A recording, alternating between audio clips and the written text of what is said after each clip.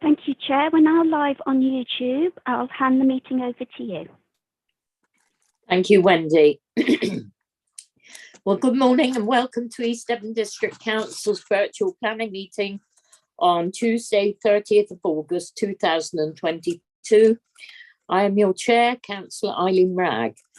Based on a decision of the council to continue virtual meetings until 31st of October this year, I would like to remind both members and public attending or watching that this council has delegated much of its decision-making power, taking power, to our senior officers. We will continue to adhere as closely as possible to the procedural rules detailed in our constitution. In the event of a break in the internet connection, please bear with us as we try to reconnect. After 15 minutes, if we're not able to reconnect, we will consider the meeting adjourned and reconvene at a later date. If you wish to comment, please raise your electronic hand and wait to be called. Any members of the public can view the agenda by visiting our website at www.eastdevon.gov.uk. And we'll start by doing a roll call of members here present. Wendy, over to you. Thank you, Chair. I'll start with you, Councillor Wragg. Present. Thank you. Vice Chair, Councillor Chamberlain. Present. Thank you. Thank you. Councillor Bloxham. Present. Thank you. Thank you. Councillor Brown. Present. Thank you. Thank you. Councillor Coleman. Present. Thanks. Thank you. Councillor De Sarum. Present. Thank you, Wendy. Thank you. Councillor Gazzard. Present. Thank you, Wendy. Thank you. Councillor Howe. Present. Thank you. Thank you. Councillor Key. Present. Wendy. Thank you. Councillor Lawrence. Present. Thank you, Wendy. Thank you. Councillor Pook. Present. Thank you. Thank you. Councillor Pratt. Councillor Rylance. Present. Thank you. Councillor Skinner. Present. Thanks, Wendy. Thank you. Back to you, Chair. Thank you, Wendy. Right. Running order for today's meeting and the speakers can be viewed under agenda item 1 on pages 4 to 5. Item 2, minutes of the consultative meetings held on 26th of July and the 2nd of August this year, pages 6 to 13. If anyone has a comment on these minutes, please raise your electronic hand. And if there are no raised hands, I will take this as an indication you are happy that the minutes are noted. I see no raised hands, so those minutes are noted. Agenda item 3, apologies. Wendy. Yes, just 2 apologies for today's meeting. Councillor Davey and Councillor Woodward. Thank you, Wendy. Agenda item 4, declarations of interest. When your name is called and mindful of the new code of conduct, please state your declaration, including which agenda item your declaration relates to, stating what exactly the interest is and the specific type of interest you are declaring. Are there any? Yeah, I'll say that later. Okay, down to you, Wendy. Thank you. Chair, I'll start with you. Do you have any declarations? Only that I had an email last week. I think it was only one I had. I think it was from the applicant for the solar farm. And that was a lobbying email, yeah, was it? Lobbying. Yeah. Thank you. Councillor Chamberlain. Thanks, Wendy. Yes, just one lobbying email for the solar farm. Lovely, thank you. Councillor Bloxham.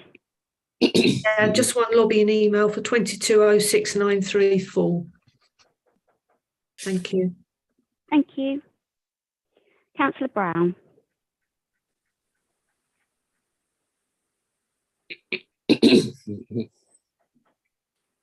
Councillor Brown? That's better, isn't it?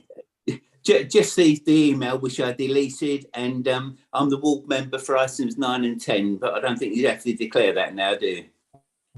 No, you don't need to declare the ward member.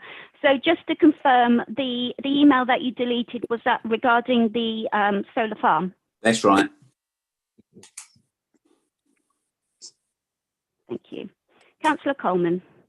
Yeah, I got a lobbying email for the RT application 693 solar farm. Thank you. Councillor De Sarum. No declarations, Wendy, and I haven't been able to read any emails. So if there was an email sent on the solar farm, I may have received it, but I haven't been able to read it yet. Thank you, Wendy. Thank you. Councillor Gazzard. Just the lobbying email regarding the solar farm, Wendy. Lovely, thank you. Councillor Howe. Same lobbying email for the solar farm. Thank you. Councillor Key. Same one, Wendy. Yes, lobbying on the solar farm. Thank you. Councillor Lawrence. Yeah, just the lobbying one. Thank you, Wendy. Thank you. Councillor Pook. The lobbying email, but also just to remind me on item 8, 1154 in beer, I've responded as a ward member. Do I have to declare? Yes, I've obviously put forward my position already. Can I still talk and vote on that one, even though I put it, I put forward my position when responding as a ward member? I think it is. Can I just? I should have done this earlier. Could I introduce Damien Hunter? He's our new planning solicitor, joined us recently, and he will be stepping into Shirley's shoes when she leaves in November. So welcome to the first committee meeting, Damien. Could you please advise Councillor Pook? Certainly, thank you. Welcome, everybody. Thank you. Yeah, what it is, when I read through the comments that you made in respect to that application, Councillor Pook, I was just a little bit concerned that the way that it had been worded suggested that you may be coming into this application with a closed mind. You'd already made your decision. Now, if that's the case, that's absolutely fine, but you won't then be able to take part in the discussion or in the vote. You'd have to leave the meeting for that application whilst it's being heard. If, on the other hand, you are satisfied that you had formed an initial view, but you've not formed your final view, and you are still obviously in a position that you're happy to hear from both sides of the argument before you reach your final view, then that's fine again. But I just thought, because of your comments, it needed really for you to comment on that. So I think you either need to say, yes, you're coming with an open mind, you're willing to hear from both sides before you make a decision, or no, you've already made your decision, in which case you're happy to leave. I think on that position, and I'm quite happy to listen to the argument from the other committee members, so I can actually hear a full debate, because obviously at the moment my debate's between myself and the PC and things, so to hear a wider debate and also hear comments from the officers. So when it comes to speaking on that, I'd just speak in normal committee, but I wouldn't speak as a... Yeah, absolutely. I mean, if now that you've commented that you are coming with an open mind and you're willing to hear from both sides, then you're just free to speak as everybody else would be.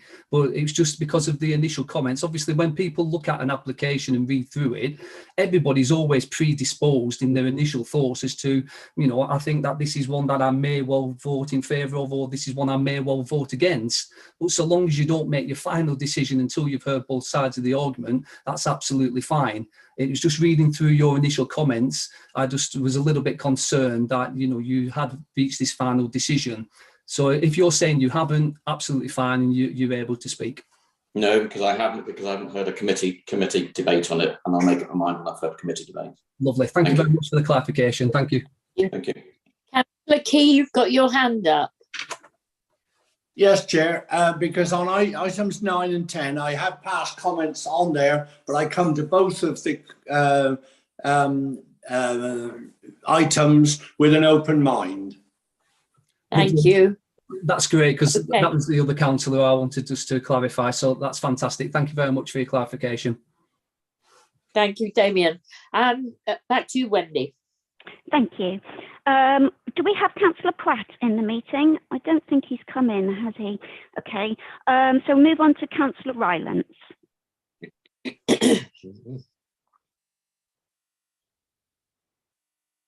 Are you there, Councillor Rylance?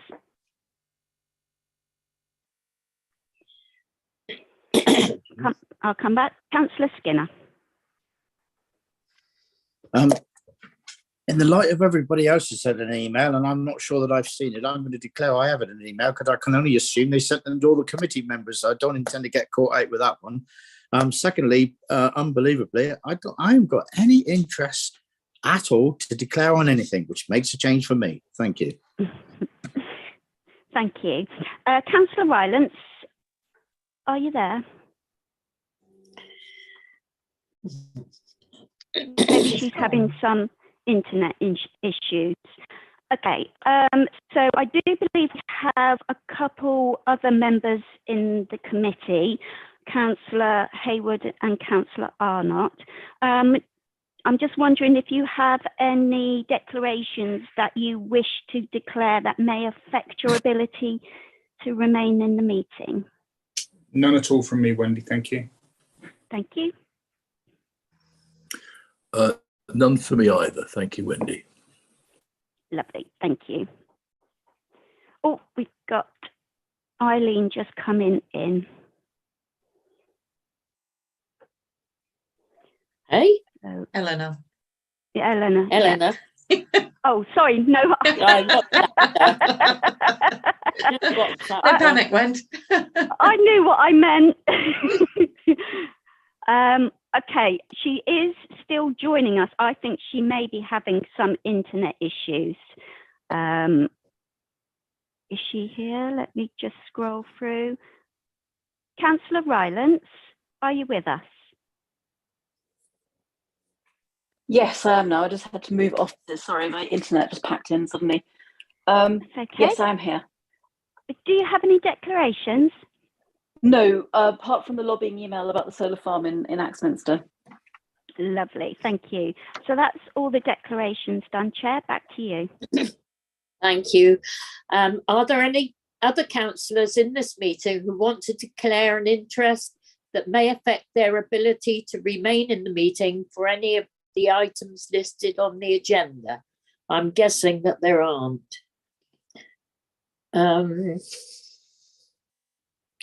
No hands up. So, right, agenda item 5, matters of urgency, there are none. 6, confidential exempt items, there are none. 7, planning appeals statistics, pages 14 to 26, update from Mr. Freeman. Over to you, Mr. Freeman, Service Lead, Planning, Strategy and Development Management. Thank you, Chair, and good morning, members. So you'll see from this month's appeals that on page 14 of the agenda, you have a list of appeals lodged in the last month. You'll see that 8 appeals have been lodged, keeping up the high numbers of appeals we seem to be receiving at the moment. And then starting on page 17 in the agenda, you'll see the decisions, those have been decided in the last month. There's again been 8 decisions, 7 of which were dismissed, which continues our excellent record this monitoring period since the beginning of April, with a high proportion being dismissed. The one appeal to pick up on really is the one that's been allowed, which is the Honiton Cattle Market site. Yeah. Members may recall that there was a public inquiry last year into this site, which led to the appeal initially being dismissed, but this decision was then challenged by the appellants in the High Court. This was on the basis of concern about some particular statements made by the inspector with regard to the significance of the cattle market, and particularly its significance as an employment site for the wider agricultural sector, which the High Court determined was unsubstantiated in terms of the evidence that was submitted with the appeal, and that was an unsound statement to have made, and so the appeal was quashed. and has subsequently been remitted back to the inspectorate to redetermine. And so we've had to go through the whole thing again and had a second public inquiry earlier this year. Interesting, that has led to a different outcome, with the appeal being allowed on this occasion. The inspector in this case was actually quite unequivocal in terms of the main issue, which was the loss of employment land, citing that in their view there was no convincing evidence either of harm to the farming sector or indeed the likelihood of harm arising from the loss of the site, given that alternative arrangements had been made for the livestock collection centre in the interim, and also a new site has subsequently been granted permission to come forward. They also considered that it was unlikely that the site could be reused acceptably in its current form for business purposes, citing the condition of the existing buildings, which would make them unsuitable for conversion, the impact of the use of the site on neighbouring properties, and the highway safety issues associated with the access to the sites. This was even if HGVs were not permitted to access the site, and it was only smaller vehicles and smaller startup business units. With this in mind, the council had presented a case with regard to a potential small business unit redevelopment, but the inspector felt that that was unrealistic and would not be likely to come forward.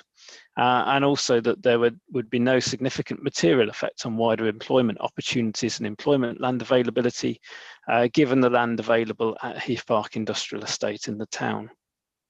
So unfortunately, that appeal's been allowed, and that is a loss of that site for employment purposes in the town, which is an unfortunate loss and a bit of an about turn, shall we say, from the previous inspector's decision. But that's where we are in terms of that appeal, unfortunately. The remainder of the appeals update you'll see is a list of appeals in progress for members' information as well.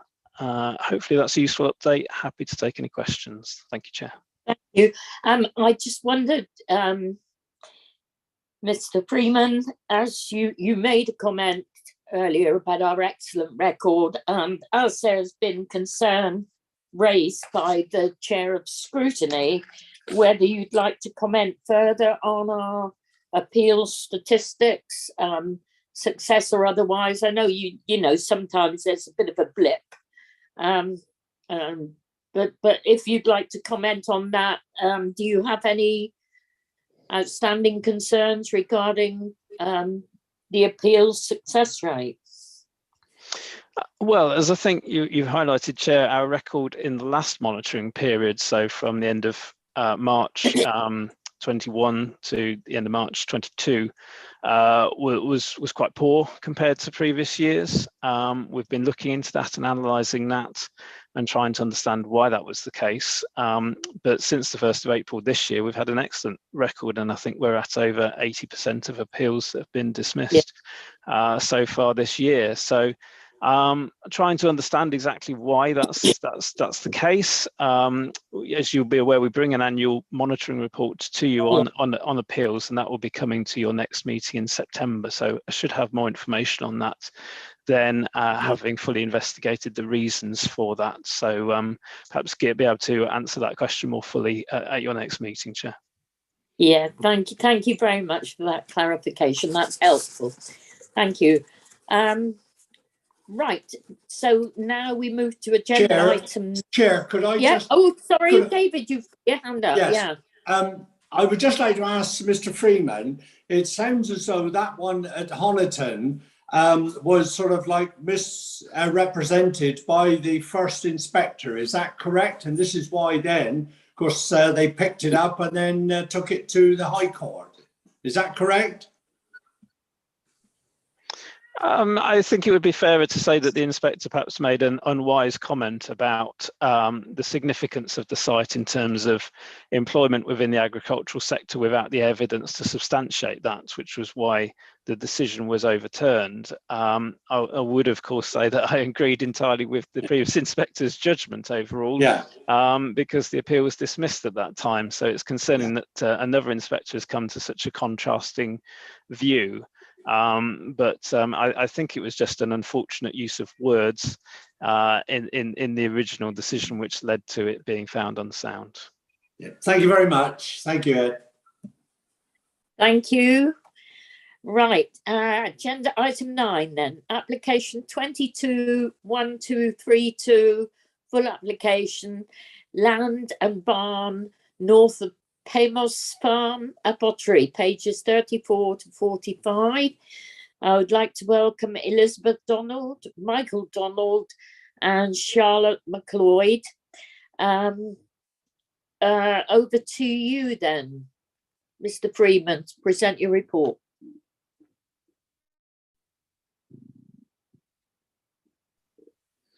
Thank you, Chair. Hopefully members can see my screen. Yes. Can you all see that? Yes. Yes. Good. That's the first obstacle out of the way. So this first application, as you say, relates to land and barn north of Pamos Farm in Up Ottery. It is an application for general purpose agricultural building to serve a small holding there, which extends to 13 acres of pasture and woodland. As you can see on the site plan in front of you, the site lies north of the village of Up Ottery, just to the east of Smeetharp and to the west of Marsh. So the site consists of an existing building, which you can see on the existing site plan here, which was granted consent only last year for agricultural storage, and proposal is for an additional building outlined in red just to the north of that. If I go to the plans, you can see these are the plans of the building that is now in situ on the southern part of the site. It's a relatively small storage building, open fronted, and just used for the storage of machinery and equipment associated with the site, and also straw and hay and other materials. The proposal is for an additional building to the northern part of the site, and the need for this is understood arises from the growing nature of the holding and a growing livestock operation at the site, which means that the existing building will be used at times for housing livestock, while the new building would take up the role of accommodating storage of hay and fodder, farm machinery and other paraphernalia associated with the site. So as you can see, this is a larger building than the existing one, with machinery store in one end and open fronted storage for hay and straw in the remainder of the building. These photographs show you the existing building in situ, which is built on the lower part of the site. As members will be aware, ordinarily we would ask for buildings to be clustered together on the site to try and minimise their landscape impact. However, we understand that there are issues in this case with the lower part of the site, which is quite wet. And this desire for separation from that area and to locate the building on higher land where those issues don't exist, as well as benefits of separating the livestock from the other operations at the site. This is looking to the upper part of the site. So as you can see, this is uphill from the existing building, well screened by trees to the boundaries of the site. Certainly at this time of year, there is some concern that the building may be more prominent across the valley in winter time, but even then it's read against the backdrop of these existing trees, and the natural appearance of the building will mean that it would be quite recessive in the landscape and should not have significant landscape impact. The area is, however, an area of outstanding natural beauty, and so there is a need to ensure that agricultural buildings have a genuine agricultural need for them to justify their impact in the protected landscape. As I say, a case has been made in this case for the buildings for general purpose agricultural storage, for dry fodder, straw and concentrated feeds, and also a tractor trailer, topper, link box and cattle crush. We're accepting that, well, we believe as officers that the case has been made in terms of justification for this building, and the report refers to various appeal decisions we've had in recent times, where a similar level of evidence has been accepted by the inspectorate as creating a genuine agricultural need in these cases. So on that basis, the application is recommended for approval, subject to the conditions on page 29 in the agenda. Thank you, Chair. Thank you, Mr. Freeman. I'd like to bring in Elizabeth Donald now. Elizabeth Donald, you have 3 minutes. Hi, can you hear me okay? Yes, thank you. Hi, yeah. Just wanted to make a few comments in addition to what I'd already said in, I've left comments against the application, but I've already highlighted that there were definitely inaccuracies included within the application. So yeah, the lamb was doubled, the calves were, there was treble number of cows that the applicant has was included. It was stated they were calved every year, which they're not. So I pointed these out, and I'm thinking if I hadn't done, if myself and the local community hadn't done, these wouldn't have necessarily been changed. And despite the fact that obviously some of these have now been rectified, it's definitely a concern that because you know, these have been put forward, it shows that there's sort of been, in my view, a manipulation of the process to try and attempt to get the approval for this barn. In terms of the application itself, it does obviously, as you mentioned already, hinge on the fact the applicant is running a farming business on her land. With the amount of land that she actually has, you know, what we would say is that it's, you know, it definitely looks like more of a hobby to us as opposed to kind of a stretch to say that a business is actually run from that land. What we actually think, and I think this is the view of the parish council and the community, is that the applicant is actually intending to build a house or holiday lets on her remaining land as opposed to actually farming it. Now the applicant has registered a trademark, so that's, if you look under UK 000037733361, you see that's been registered against classes 37 and 43, and that is for holiday let construction, and that's against Paymouth Farm. So quite clear evidence that, you know, there are other intentions for the land, and that's kind of my main concern around, you know, we're in the Blackdown Hills, as you mentioned, it's AOMB, and actually is this false information due to the fact there's other plans for the land and the barn. And then finally, you know, if it must be approved and you feel like it should be approved on the basis of the application, then I feel like although the ground might be more difficult to build on, it should then be an extension of the existing barn, and perhaps agree conditions attached as well, so that it can't be turned into holiday lets or a home. So it is in keeping with the Blackdown Hills. And that's what I wanted to get across. Thanks. Thank you. Right, Michael Donald next. You have 3 minutes. Hello, everyone. I hope you can hear me. Just bear with me. Yeah, so I'd just like to address a few points. I've obviously put some on the application and commented on the website as well. But I'd just like to address the fact that the current barn that Ms McLeod has, it was only deemed last year to be more than sufficient to service the small parcel of land and cows that she's retained. The apparent needs that she's highlighted, I think, can be all met within the current barn and also the other buildings that she's built on her land. As per the calculations that Ms McLeod herself has put on the comments, the application now has changed the amount of cows she's had from 6 to 4 on the application, and the space required for TB testing for 4 cows is only 49 square meters. But the space required for TB testing 2 cows, which she's currently got, is only 24 meters squared. And she's got an 88 meter square barn, which should be more than sufficient to service this need. Staying on this point though, Ms McLeod has actually built an internal office in the barn that's pictured. You can't really see it in there.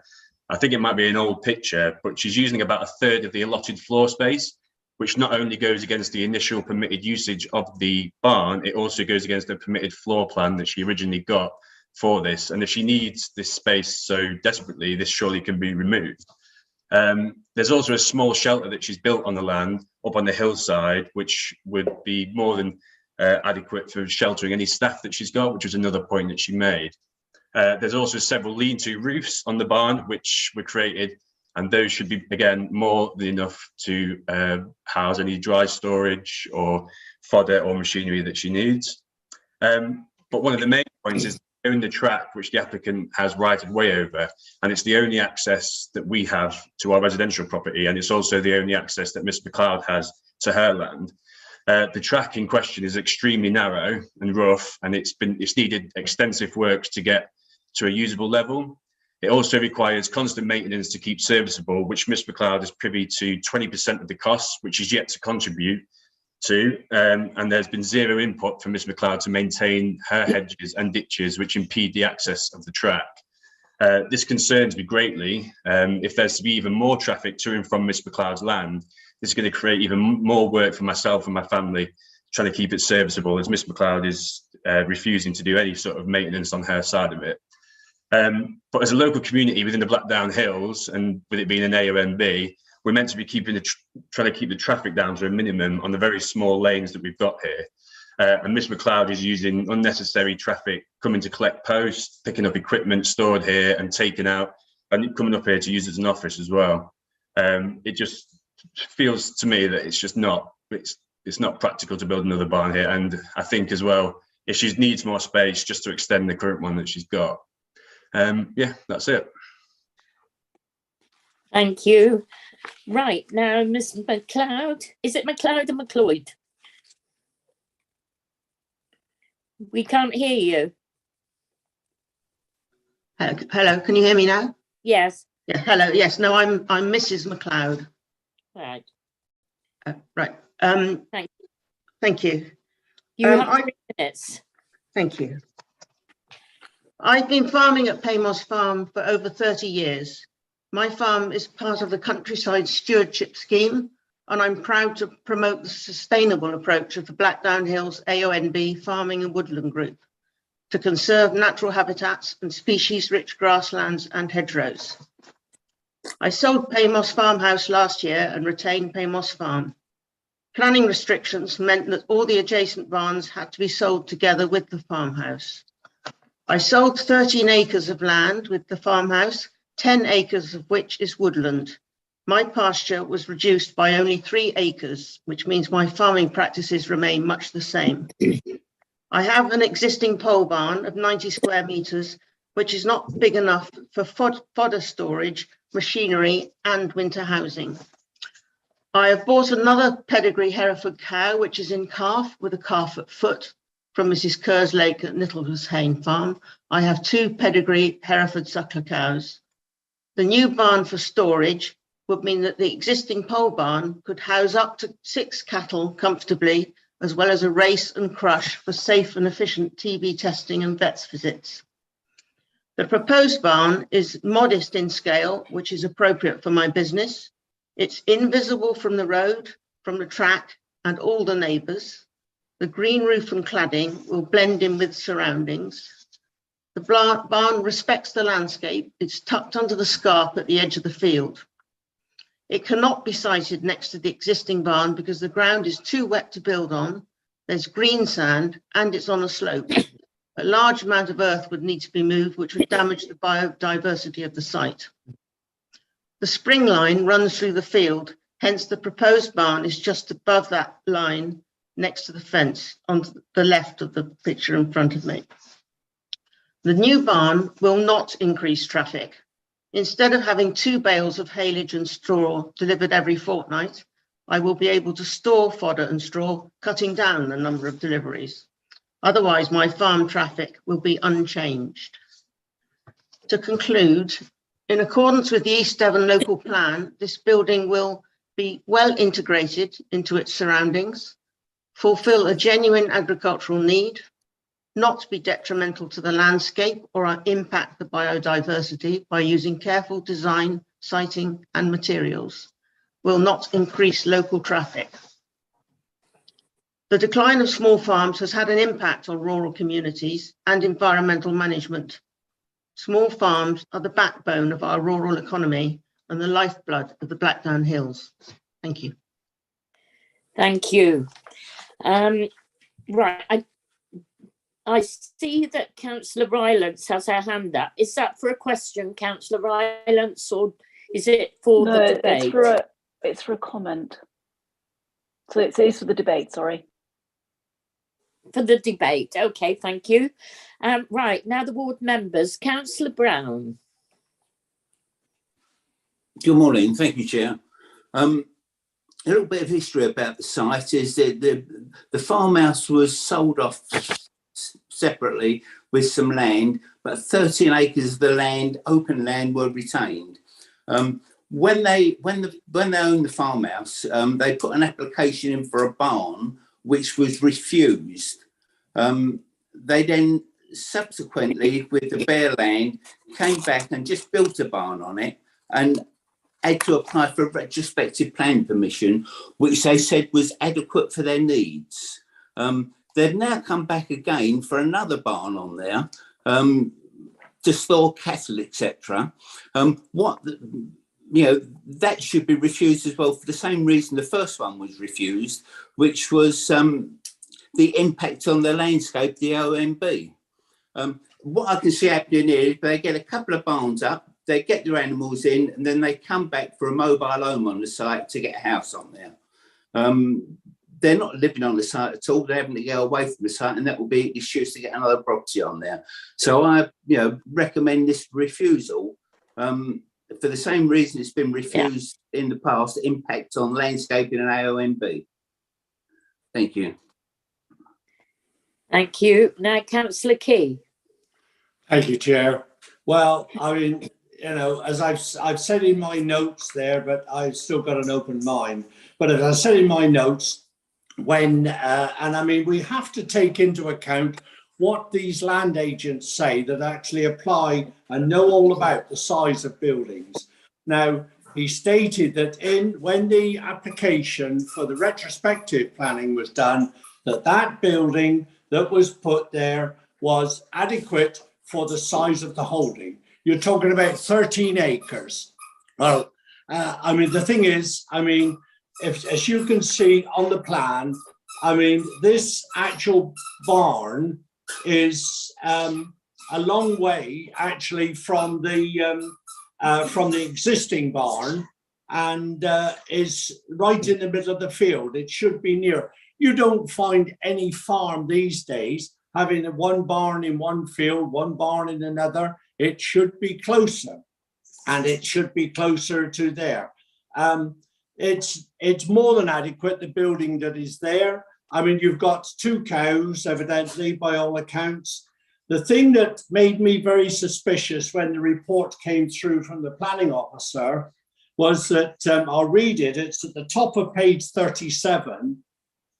The building is required to provide storage for winter feed and accommodation for staff in periods of bad weather. If you've got bad weather, then they won't be on the farm anyway. And this makes me very, very suspicious as to what this building is going to be used for. And therefore, I'm more than happy to second the recommendation that's been put forward by Councillor Brown of refusal. They can come back. I'm not saying that they couldn't perhaps have a smaller shed than they do. They wouldn't need a shed that size to store feed for 2 cattle and probably 2 calves. And so they could come back with a new position of the building, which would be closer to the existing one, rather, as you can see with the plan, stuck out in the middle of the field, which to me has dubious reasons for being where it is. It could come right back to under the hedge and on the left-hand side there. And so I'd like to hear what the rest of the committee have got to say. Thank you. Right. Well, there've been speculation, and I would like to invite the applicant back to answer any of those points of concern, if you wouldn't mind, Mrs. McLeod. Yes, thank you. I thought I'd explained, but I'll say again that it's not possible to build right next to the existing barn. I agree, it would be the best place, and it looks the best place on the plan, but the nearest place we could get to, which was dry enough to build on, is where it's on the application it has been put, certainly. The existing barn, it isn't big enough. I underestimated how much space I need. If you try storing tractor, trailer, link box, plus fodder, plus bring your cows in for the winter, and this talk of me having 2 cows, I've already now got 3 cows, 1 calf and a cow, 1 cow in calf, and hopefully 2 others in calf. So if that becomes 7, not 2, so I think we need to get the numbers correct. Yeah, the site is very difficult. It's green sand. If you know the Blackdown Hills, you'll know how difficult green sand can be to build on. And the talk of accommodation, it sounds, it's not living accommodation. This is a new welfare of anyone who works on the farm. You have to be able to provide them with shelter, you know, somewhere that they can keep dry and make a cup of tea. It is not living accommodation, quite different. Thank you for that clarification. And members, we have to look at this application that's before us, put out of your mind speculation, history, and all the rest of it. Now, we've had a proposer and we've had a seconder.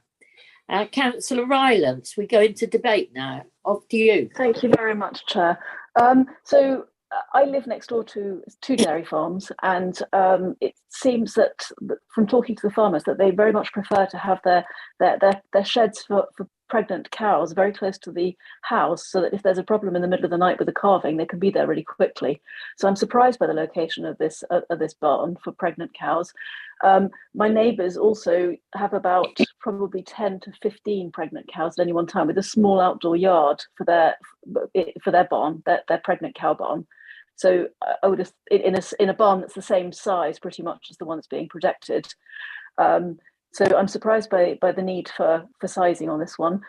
So what I would like to suggest is that if this plan goes ahead, that we add another condition, which is that if the agricultural barn is no longer needed for any reason, that it will be dismantled and taken away.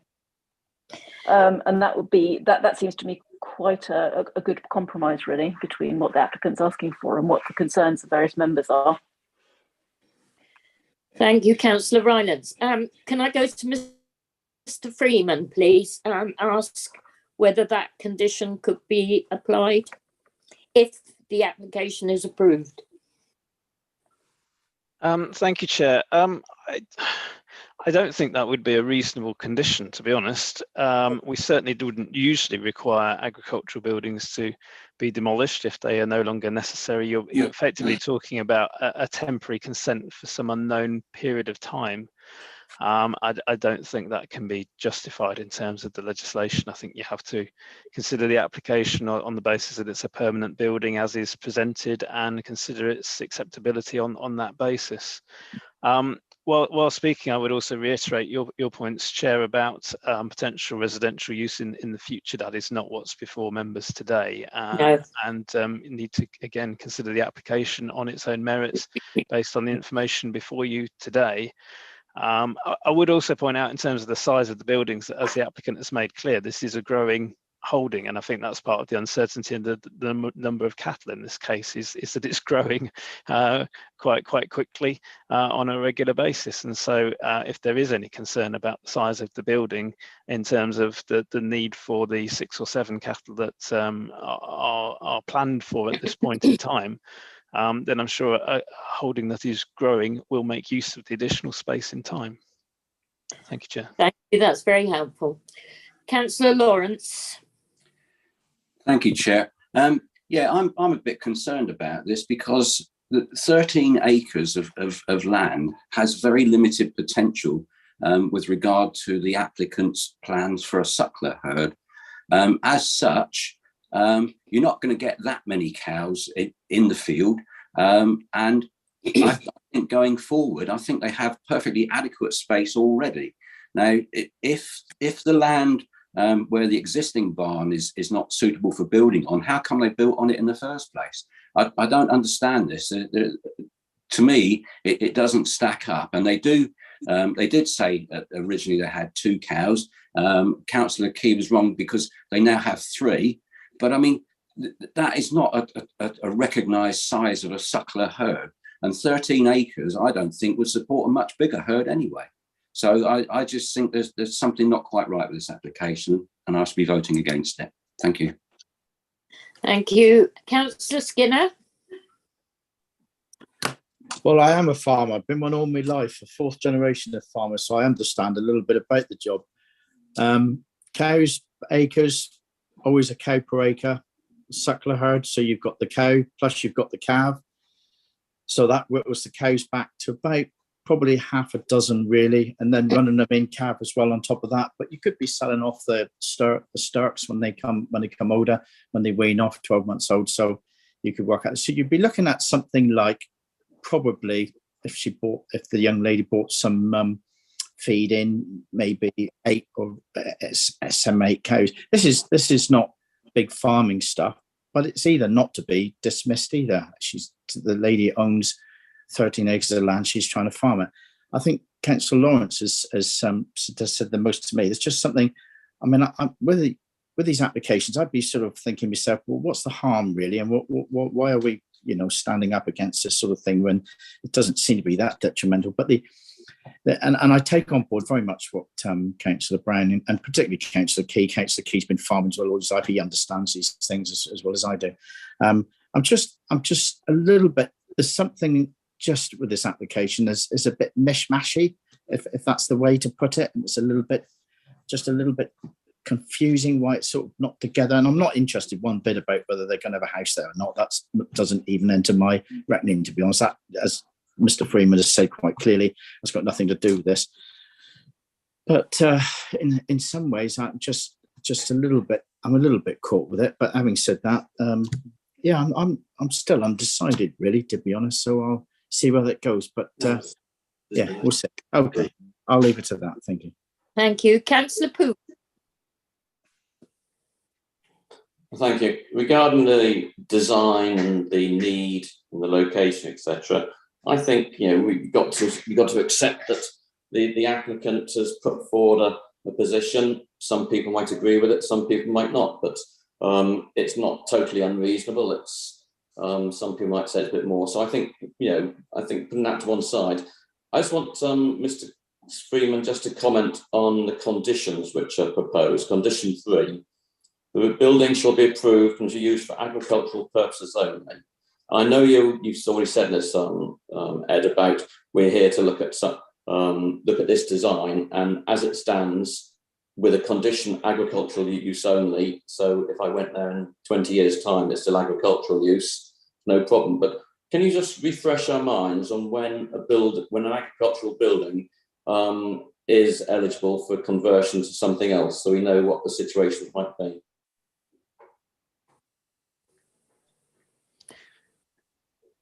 Do you want me to answer that now, Chair? Yes, please. Yeah. It's all very complicated, essentially, in terms of that. But it would have to be redundant, and I think it has to be proven that it's redundant for agricultural purposes for at least a couple of years before it becomes eligible for permitted development rights for conversion. And even then, I would question, even with that, whether or not the design and form of the building that's proposed in this case is really very suitable for conversion. It tends to be the much larger steel portal frame agricultural buildings that are susceptible to conversion to residential purposes.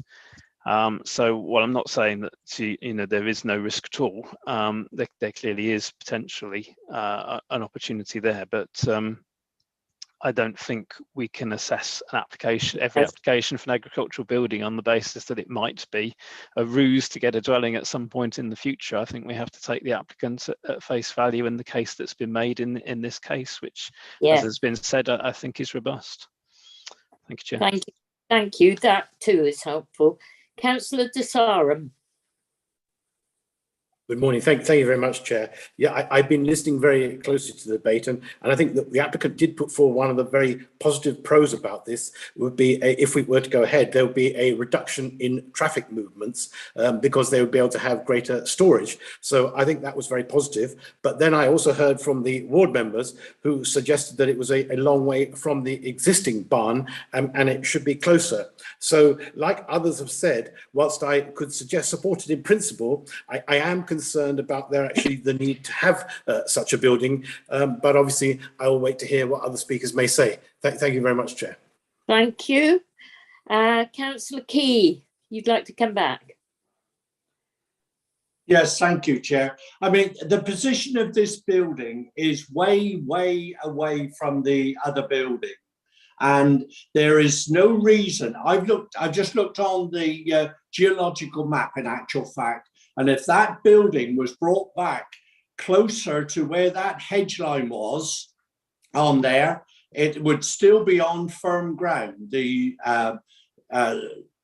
green sand is not that desperate, but it is a little bit there, but it could come back to nearer where it is. And then I think I might be of a frame of mind to actually accept it. But at the moment, where it is in the middle of a field, no, I'm sorry, I just cannot accept the position of it.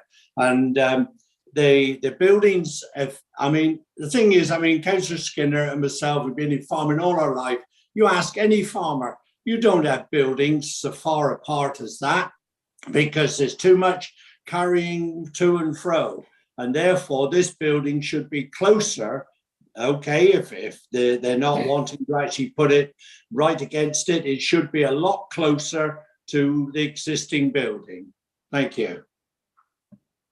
Thank you, Councillor Keane. Now, there have been references made to traffic movement. There is nothing from highways in the report, so that cannot be taken into consideration when making your decision. Right, there are no other committee members wishing to speak, so can I go to Damien and or Anita to sum up, please? It's me. Sorry, I couldn't find, couldn't find the unmute button. Firstly, can I just check if we're going against officer recommendation? Ed, are you content that you've got reasons for that, or do you need any more information? To be honest, I'm not clear what the reasons for refusal would be, so I would appreciate it if the motion could be clarified in terms of what those reasons would be in the event that it's successful. Thank you. So over to the ward members. Can you give reasons why this Well, should be the reason the barn was refused last time was because the impact on the landscape in an AONB. Right. And that was the only reasons given for it. So they must be sufficient this time. What do we say in the impact is, please? Councillor Chamberlain, you'd like to come in? Thank you very much, Chair. Yes, I'm sorry to add at this late stage. Can I just ask Ed why, with this application, I'm sort of struggling and listening to what everybody's saying, and policy-wise going forward, I would support it for, the herd going forward and the farm and everything. I'm just wondering, this is a full application that's come in. I can completely understand the concerns that members have got, and I have some myself, but we do need to look at what's come forward now. I suppose this question needs to go to Ed, actually. This is a full application that's come in, and I've just looked it up online, and there don't seem to be, if the applicant is saying that the ground is on green sand at the bottom, I would have expected something to come forward to support that, to say we have done testing in this area to say it won't take another barn because of. So we don't seem to have anything like that online for this application. So Ed, would we not be asking them for like a drainage strategy or water testing of the table in that area for that building to go closer to that barn? Because to me, if we can prove the point that it can't go in that area because of water in that area or the ground, then we need to be looking as close as possible to put it near the other barn. If it's in fact that the tests come back and say that area is too wet, then maybe members and everyone can understand why the applicant has put it in at such a higher level, if you like. Might not be practical to running the farm, but actually in a building response, that's the best place for it. So I'm struggling with why we haven't got any sort of drainage ground sort of reports that have come in with this full application. Thank you. Can you answer that, Mr. Freeman? Thank you, Chair. No, I believe you're right. I haven't seen that level of information. I think as officers, we've taken the argument on face value to some extent. I believe the officer did note that the ground was quite wet at the time. They did a site inspection as well, and that was deemed to be sufficient. I think the other question here is what additional harm to the landscape arises from its revised location away from the existing building. Fully appreciate that we would usually want it sited close to the existing building, but our assessment is that the harm arising from the location of the building is not significant. So particularly if we're accepting that it is needed for agricultural purposes, then agricultural buildings, even in AOMBs, are acceptable in principle, accepting that this is a working landscape fundamentally, and buildings are a necessary part of that.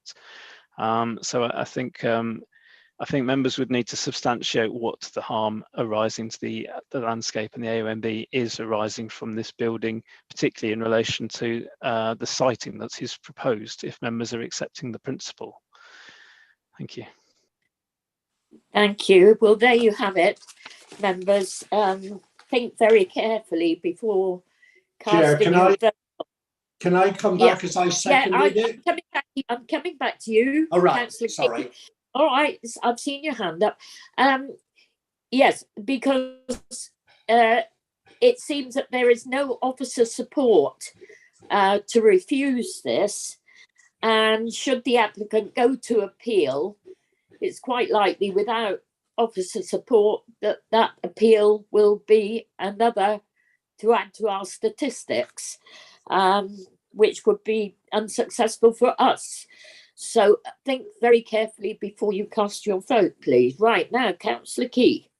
Yes, as I said just now, the geological line across there, which shows no green sand at all, comes right back to almost to that hedge. So there is no problem whatsoever.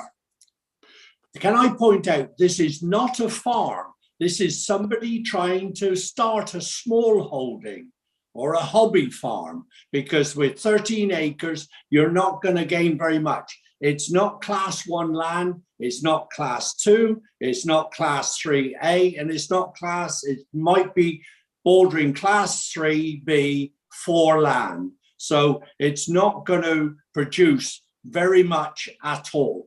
I agree with you, the traffic is not going to be increased at all or decreased, because it would still be the same amount of traffic that's going there. And as it's off of a small lane, a country lane like that, I can't see that the highways would be that interested. But my main argument is the position of the building right in the middle of that field. That's the thing. Thank you. Right, now over to Anita to sum up, please, and take it to the vote. Certainly, Chair. So the reason we have for refusing the application is simply the impact on landscape in AOMB. And I think what we've heard from Mr. Freeman is that he is concerned that that isn't sufficient. Yeah. So I think that's the position we're in. Unless anybody wants to raise anything, we will go to the vote. So members, when your name is called, please would you indicate whether you support the recommendation to refuse the application, whether you are against the recommendation to refuse the application, or whether you're abstaining from the vote. Wendy. Thank you. So I'll start with Councillor Bloxham. Against the motion to refuse. Councillor Brown. For the motion. Councillor Chamberlain. Against. Councillor Coleman. Against. Councillor De Saran. Support motion to refuse. Councillor Gazzard. Against. Councillor Howe. Against. Councillor Key. Refuse. Councillor Lawrence. Support refusal. Councillor Pook.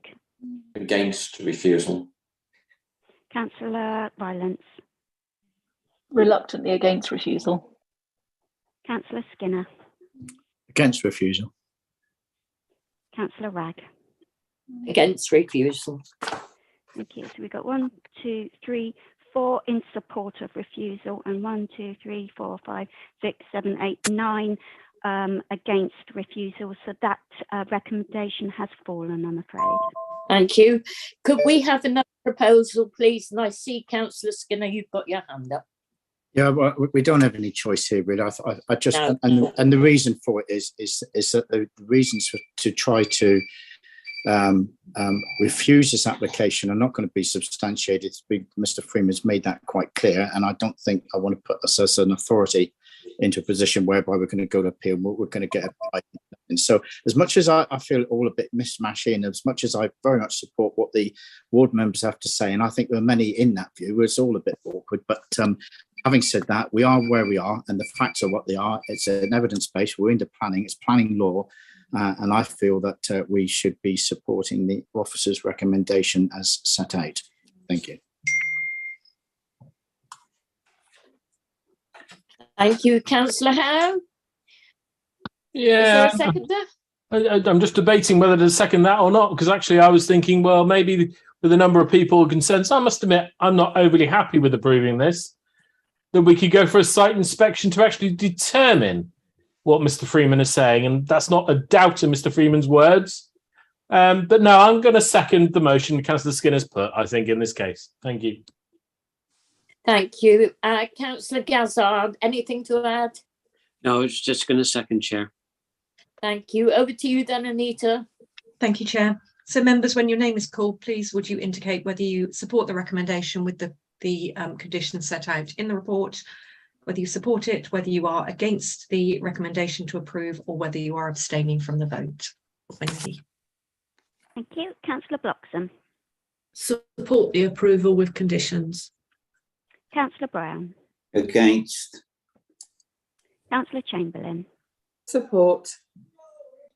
Councillor Coleman. Support. Councillor De Saram. Abstain. Councillor Gazzard. Support. Councillor Howe. Support. Councillor Key. Against. Councillor Lawrence. Against. Councillor Pook. Support. Councillor Rylance. Support with all the conditions that's set out. Councillor Skinner. Support. Councillor Ragg. Support. Thank you. So I can confirm that application is recommended for approval. Thank you, Wendy. Right, now we go to agenda item 14, application number 220693, full application, Axview Solar Farm, Wadborough, pages 80 to 89, 95, sorry. Like to welcome Anne Nolan, Hawkchurch Parish Council, and Isabella Martucci, agent. I'm sorry if I didn't pronounce that right. And ward member Councillor Paul Hayward. Councillor Hayward, before we go to the presentation, do you have any interest to declare, please? None at all, Chair. Thank you, other than being the ward member. Thank you very much. Okay, then we go to Hawkchurch Parish Council, Councillor Anne Nolan. 3 minutes, please. Thank you very much. Mr. Freeman first. Oh, sorry, yes. It's No Monday. problem. Oh, it's Tuesday. There, I'm all behind. Yes, Mr. Freeman, can you present the report, please? Yes, thank you, Chair. So this application relates to Axview Solar Farm. So this is an existing solar farm that was granted a few years ago and has been established at the site. And you can see from the plan, the location of the site is just to the northwest of Hawkchurch Village and just to the east of All Saints. If we go through, you can see from the aerial photograph the solar farm in situ. As I say, this was granted a few years ago in 2019, I believe. No, sorry, 2015. and includes a number of solar arrays which measure 2.27 meters in height at the highest point, 2 substations and various cabins housing equipment associated with the site. The current proposal is for 2 additional substations at 3.25 meters high, 4 battery storage units, a transformer, 4 inverter racks, and an additional storage, comms and switchgear building. So these are located in 2 clusters, fundamentally, one with the existing group of equipment housing at the entrance to the site, and the second further down in this area in the centre of the park, the solar farm. I should say that there is an error on the plan at the front of this item on your agenda, page 78, which only redlines the site as far as about here, whereas as I say, the equipment housing, some of it is down in this area, so apologies for that. If we just move on. So you can see on this slide the equipment, as say, some of it's located in this area, and when we come to the photographs you'll see a number of equipment housings already in that location, and the remainder is in this area here. As I say, the solar farm surrounds this area, and the solar arrays are up to 2.27 meters high already, so it's only really the 2 substations that significantly extend above the height of the solar arrays at their highest point, with the substations at 3.25 meters high. And if we go down, you can see, I'm sure members can imagine the sort of equipment housings that are being used in this case. So this one, the smaller one, is a bit like a shipping container type unit, and similar. These are much smaller, more square in dimensions. And if we turn to the photographs, when we get there, you can see this is the sort of entranceway into the solar farm. You can see the solar arrays in situ, and then scroll through. You can see some of the existing equipment here. As you can see, the site is well screened from the road by the existing hedgerows, so its impact in the wider landscape has been minimised through this additional planting, which has helped to obscure it from wider view. So in terms of the principle in policy terms, strategy 39 in the local plan looks to support renewable or low carbon energy projects in either domestic or commercial development, and provided they take appropriate steps in considering options in relation to location, scale and design, and then reduce and mitigate any avoidable harm to ensure an acceptable balance between harm and benefits. In this case, the use is in some respects linked to the solar farm, in terms of this is a battery storage facility seeking to store energy that's produced at the site, but also could be produced elsewhere in the energy storage units on the site. So at times of low demand, energy can be stored at the site and then released into the grid at areas of higher demand. As a result, it makes low carbon producing sites such as solar farms more efficient, enabling energy to be stored in the batteries and then released at times of higher demand. So we have traditionally taken the view that this falls within the scope of the policy in the local plan, strategy 39, in terms of renewable and low carbon energy projects. And in this case, we feel that the visual and landscape impacts are quite modest, given where it sits in relation to the existing solar farm and the screening around the site that's already in place. Many of the issues that have been raised relate to concerns about pollution from the site, and so our environmental health officers have had a look at the information in regard to that in some detail, and the additional information that's submitted. They believe that there are suitable measures from what's been submitted. A number of measures are in place. It's been detailed on page 88 and 89 in the report in terms of the batteries, how they're stored and contained within the container units, that lead to both secondary and tertiary containment solutions that are built in to prevent any leakage of battery fluids. However, our environmental health team in taking a precautionary approach in this case have asked for additional details on those issues to be submitted through conditions. So condition 5 states details of chemical containment must be submitted to and approved in writing by the local planning authority prior to the first installation of the battery plant on site, and seeks to ensure that they must be impermeable to specific chemicals within the batteries.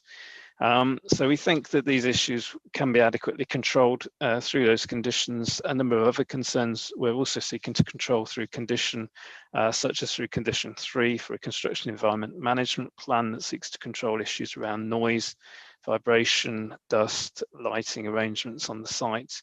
And condition 4 also seeks a risk prevention and fire safety management plan to seek to control issues in relation to fire and detection and suppressant measures being in place. We believe, subject to those conditions and further landscaping that's also proposed under condition 8, that the impacts of this development can be suitably mitigated and controlled, and that the landscape impact, which is not, I should point out, this site is not within the AONB, although the Dorset AONB is nearby. We believe the landscape impact would be acceptable, and subject to the conditions I've outlined, the recommendation is for approval. Thank you, Chair. Thank you, Mr. Freeman. Right, now we go to Councillor Anne Nolan, Church Parish Council. You have 3 minutes. Thank you very much. Nolan. Thank you. You have a full formal objection to this application. I'm just going to cover 2 critical issues that concern us. The major hazard posed by lithium-ion battery storage fires and the lack of any contingency planning for dealing with such an incident, given the impact that this could have on the development. Large-scale deployment of lithium-ion batteries represents a significant risk, not because of the likelihood of a fire, but because of the major hazards such a fire represents. We appreciate that sensible prevention, detection, and suppression systems have been proposed. However, such control systems have been known to fail, and none can provide an absolute guarantee that thermal runaway will not occur. They will not eliminate the risk. Lithium-ion battery storage fires can have catastrophic consequences, including the loss of life. The hazard is so significant that contingency measures, as well as preventative measures, are recommended to be included at the outset of planning. The nature of these fires is unusual. Thermal runaway reactions can continue without supplemental oxygen, so conventional fire extinguishing methods do not work. If such a fire occurred in this parish, the fire services would take some time to arrive. Water cooling requires higher than usual volumes of water. The Liverpool fire recorded 59 hours of water cooling. Portchurch already has a fragile water supply system with multiple failures in the local network every year. The runoff from the cooling of BESS fires is contaminated. The electrolyte in the batteries, when mixed with water, generates hydrofluoric acid and other corrosive and toxic products. This site drains directly into the River Axe, with the SSSIs downstream. The recommended approach by fire services for such developments is provision of underground containment of contaminated runoff. This would represent major works at this site. We are concerned that such works would be covered only by planning conditions, given the site operators have repeatedly failed to comply with straightforward requirements with respect to landscaping and other conditions. The first rule of risk management is that if you can avoid generating a major risk, do. There are alternative battery storage solutions becoming available that would be environmentally safer. However, if you do wish to approve this application for lithium-ion battery storage, I ask that before you approve it, you ensure that there is a tenable contingency strategy developed to deal with an incident, and that this involves the fire service, experts in BESS fire response, the Environment Agency, and South West Water. I would also point out that lithium-ion batteries only store energy for a short matter of hours, and they degrade over time. So although this does have some impact on energy supply, this is not a long-term sustainable solution. Thank you. Thank you. Right, now we go to Isabella Marcucci. Yeah. I hope I pronounced your name correctly. Yes, second time was right, Chair. Thank you. So good morning, everyone. Good morning, members of the Planning Committee, and thank you for the opportunity to present to you today. The proposed development comprises a small-scale co-located battery energy storage scheme located centrally within the existing solar farm. It's been brought forward to modernise its operation and incorporate flexibility and resilience into the local grid. As the UK shifts to net zero, more renewable energy is required to reduce the need for fossil fuels, and batteries form an essential component within this transition to balance that demand between supply of energy and support the decarbonisation of the grid by 2035. The proposals include a 32% biodiversity net gain through the improvement of the surrounding grassland and provision of bird and bat boxes. The applicant will also provide a landscaping scheme as per the recommended conditions to strengthen the existing hedgerow on site and allow them to grow up to 3.5 metres. There have been no objections on the application from technical consultees, including Natural England and Environmental Health. The batteries have been strategically located centrally within the solar farm to minimise their visual impact, and once constructed, they would only be seen fleetingly in the context of the existing solar farm and won't appear out of place. The benefits of the site benefits from an existing purpose-built access track, and traffic impacts would be short-term and low intensity. There will be no harm to heritage assets, no material flood risk as the site's in flood zone 1, and noise levels have been modelled and are acceptable as confirmed by the EHO's response. It is in the interest of the applicant as the long-term owner-operator of the solar farm and the co-located batteries to ensure the fire risk is as low as reasonably practicable. The fire safety measures will be in line with industry best practice to effectively monitor and prevent potential failures or incidents. These include thousands of smart monitors and sensors connected to automated shutdown systems and inbuilt fire suppression measures.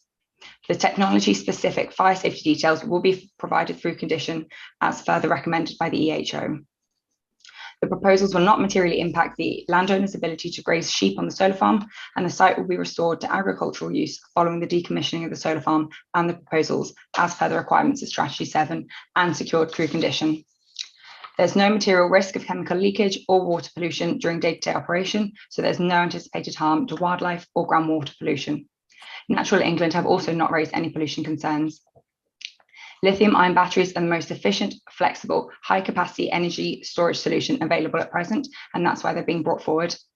The principle of development has been accepted by the Council under Strategy 39, and the Council recently recommended a nearby battery scheme for approval and confirmed within a subsequent committee report at appeal that they consider battery storage technology to be low carbon under Strategy 39.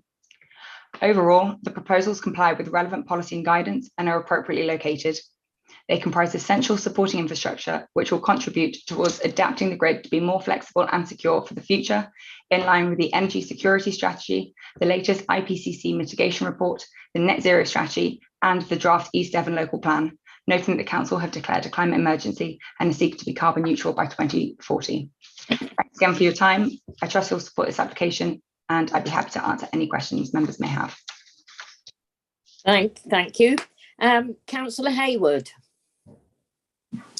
Thank you, Chair, and thank you. 5 minutes. Thank you. I'm grateful to the previous speaker for the technical reasons for supporting this. 3 aspects. One, I suppose, firstly, is also to thank Councillor Nolan, who has pretty much written written what I was going to say for me, already spoken it. But in three parts. One is the issue of visual blight. This committee has discussed Hawkchurch many times in the past, and it already knows that the parish has been blighted by solar farms and solar panels. And so the opinion seems to be, well, you've already suffered the blight, a little bit more blight won't make any difference. But this is visual impact. You're not in the AONB, but you are immediately adjacent to it. And the representation from the CPRE makes that very clear. On the second part, the safety of the BESS systems, Councillor Nolan's alluded to this. I suppose I would argue, if they're so safe, then why aren't they on all brownfield sites? Why aren't they on Hill Barton and on the Brakel site and in Millway Rise and Heath Park and Manston, rather than being stuck out in the middle of the countryside adjacent to a watercourse, which already feeds into what is essentially acknowledged as a dying river? Well, a catastrophic event here would probably kill the axe off for decades to come. Certainly would blight the wetlands downstream, I'm afraid to say. And finally, in terms of the fire issues, I've been forwarded a letter by a correspondent, which was dated August 22 from Hampshire and the Isle of Wight Fire Service regarding a very similar application in Bishop's Waltham in Hampshire. And one point made by the fire officer there is that the firefighting arrangements will involve use of multiple high-reach appliances. This is to ensure sufficient distance can be created to safeguard the attending crews from danger and the residual current, and that's understandable. You've got to keep the fire crews safe. Please ensure that suitable access roads are provided to support the weight of these appliances, and also ensure there are no overhead obstructions, trees or overhead power lines in the area around the BES. Well, I think it's clear to say that exactly where you're going to stick this battery array and the map, I think, I'm not sure, I think if Mr. Freeman could call up the schematic location map for you. There was a technical map somewhere, but essentially, I'm sure members have seen all these. There we are. You'll see that there are power lines running immediately adjacent to this site. So you have these access roads, which basically are just hard tracks. They're not really highways. And I am concerned for all the points that Councillor Nolan has raised, that this is, citing it as green solution. It's not. It's a energy trading scheme, which works very well for the applicant. Otherwise, they wouldn't be bothering to do it. But it's not great for Hawkchurch. It does harm. There is harm to the parish. And in the event of a fire, that harm would be profound. And I appreciate none of us can second guess what's going to happen. But I have grave concerns about this sort of development in such a small area. And not just in Hawkchurch. If I was sitting on this panel with you as I used to be, I would have concerns anywhere else. Stick them on industrial sites, certainly, because there's inherent risks there already. But in the middle of the countryside, adjacent to 3 AONBs, it's not really on. But I thank members for their time and for the speakers who've spoken before me. And I look forward to hearing members' discussion on this. Thank you, Chair. Thank you, Councillor Hayward. Now, members, I'm going to allow questions. I see a list of hands up. I've got you down, so I will call you again in order. But could you only put your hand up if you have a question for the agent, please? See the same hands mostly up. Councillor Skinner, you have a question? Yes, I do. My question is really aimed at Mr. Freeman, if that was allowable, and of course the agent might be. Of course. And that is one of the issues here. I mean, we get to these applications and we hear from lots of people, and they tend to discuss things at sort of seems quite a high level to what my level of knowledge is, and they may very well be qualified. But as far as I'm concerned, it is hearsay, and I've heard what people have said, and you take on board what they say and you respect what people say, and of course I do. But one of the things that is concurrent in these situations, and I do know a bit of from that past experience, because I've obviously got quite a bit of experience in understanding what's happening in my own wards with the solar panel farms coming, and of course these battery farms as well are units are coming. My question to Mr. Freeman is what I sort of struggle with. There are lots of people here. Well, it was going to be two questions. One was the Environment Agency, one was the Fire Brigade. The Environment Agency one has been handled by young Isabel Marcucci, who handled it very well, saying the Environment Agency didn't have any issues. I find that rather surprising, but perhaps it's packaged up in a way that that's covered. That's fine. But the real question I have here is there is absolutely no doubt, and Councillor Hayward touched on it actually just now, was the Fire Brigade. And you would have thought that if there is an issue, if there becomes a serious issue with fire, and I do understand chucking water on these things is like chucking petrol on a normal fire. It's just not what you do. And to mitigate these fires is really quite difficult. These battery fires are difficult to mitigate against. And I would have thought through a planning process, unless it comes up somewhere else, and either one or the other, maybe Mr. Freeman or Isabella McCucci may be able to answer this one, is why the fire brigade are not actually become a consultee, because fire on these particular battery farms is a real big issue, and the leakage of the Lithuanian, which of course the fire brigade would be very much involved with if of course there was a fire on a site. I wonder if Mr. Freeman, whether or not is this something we ought to learn? Did we ought to be bringing them in at a point, or is this something that has just not been thought about at this point, or because they've not been a consultee previously on previous applications that we've not had them in? Because the fire seems to be the biggest issue, and the contamination of the land with the Environment Agency that everybody has, and yet the fire brigade are not a consultee within the planning process. And I would have thought that was key. But please, Mr.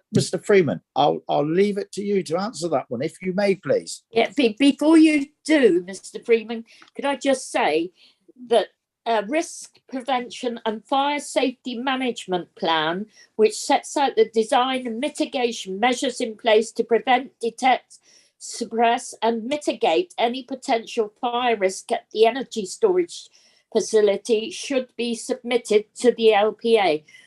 Mr. Freeman, could we have, instead of should be submitted, could we have must be submitted, please? Thank you. Over to you, Mr. Freeman. Thank you, Chair. Yes, certainly on that first point, I would agree. It should be must or will be submitted rather than should. It's not optional. It will have to be submitted. In terms of consultations with the Fire Authority, there's no statutory requirement to consult with the Fire Authority on applications like this. We have historically consulted with the Fire Authority on a number of types of applications, and this isn't one of the ones that's part of that kind of agreed protocol, which does date back a number of years, quite possibly before these sorts of applications were being received. So it's perhaps a good point of a discussion with the Fire Authority about whether or not they feel they should be consulted on these applications. Yeah, absolutely. And how we go about doing that. I would, however, in this case point out, as the Chair has pointed out, we have got condition 4, which covers risk prevention and fire safety management plan details. So those details are to follow if members are minded to grant permission through that condition. I would be quite happy if members wanted us, as part of consideration of those details under that condition, should consent be granted, that we consult with the Fire Authority and seek their views on that before we agree the risk prevention and fire safety management plan, to ensure that any concerns they have are adequately addressed. Thank you. Madam Chair, could I just come back to that one, please? It's a really important point. And the point I'm going to make is, I don't see how we can actually determine this application until we actually have that in place. Because if we determine it and we do ask the fire brigade and they do say there's an issue, what have we actually made a decision on? So my recommendation at this point, unless something changes, Madam Chair, is going to be we're going to defer this application until we've had sight of the report to be able to make a qualified determination on this particular application.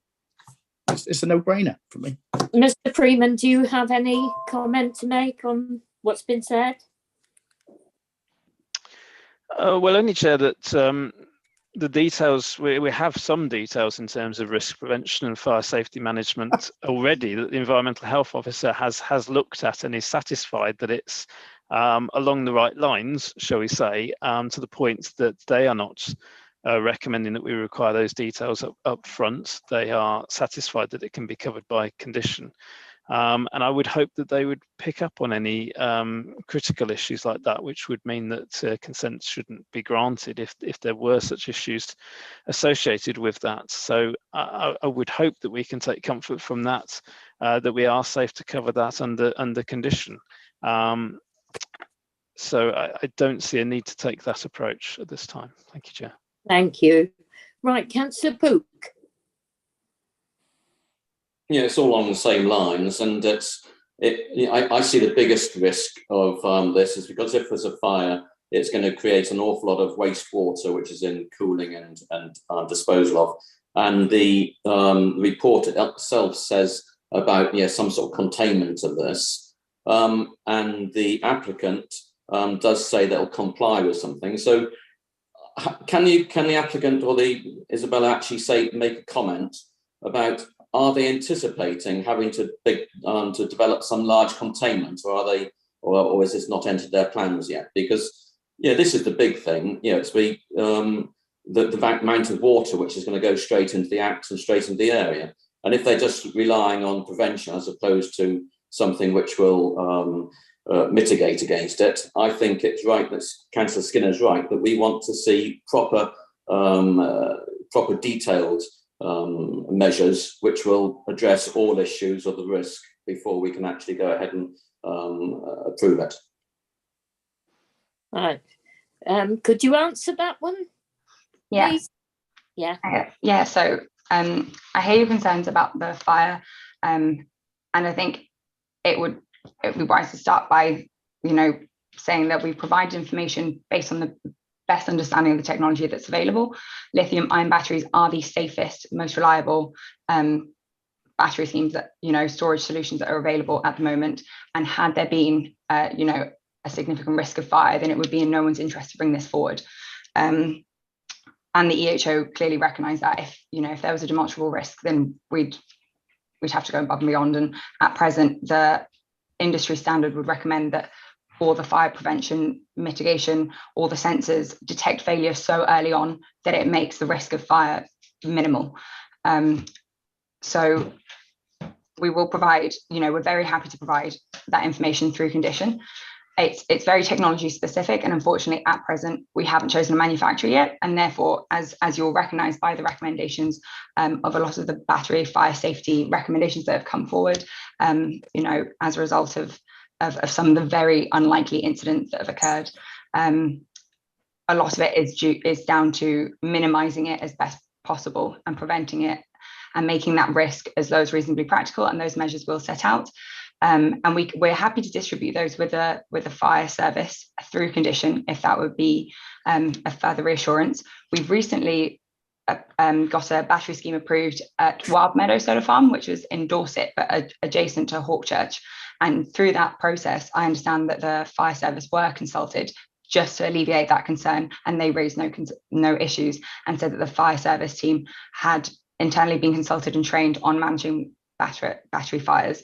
So in the event that anything did happen, they were comfortable that they could manage that. Now, whether East Devon's, we'd be happy to undertake a similar strategy and distribute any information, but unfortunately we haven't got anything concrete that we could provide upfront, but we're comfortable that through condition, those concerns would be alleviated. The fact, it already benefits from an existing access track. We've provided supplementary information to demonstrate how that access track is really suitable for fire engines. It has 3 turning points. It can fire a hose at the scheme if needs be, but this has been demonstrated and we've provided that information up front.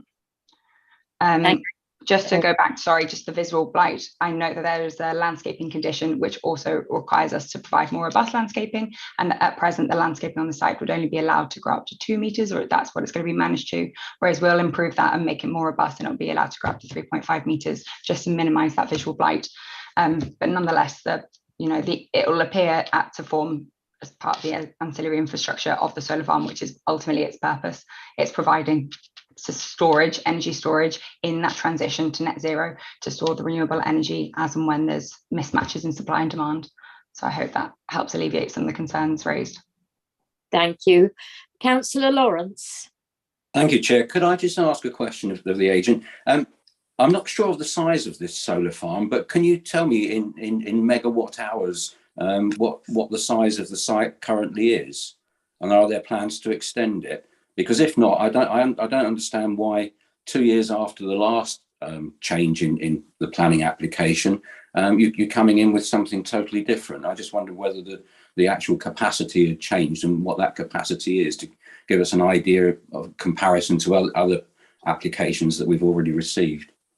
Yep, so I believe the solar farm's 5 megawatts, and the battery will provide an additional 4 megawatt of storage, both import and export. So it can charge from the grid as and when the grid is overcapacitated, and equally it can charge from the solar farm when the solar farm's providing and generating too much energy.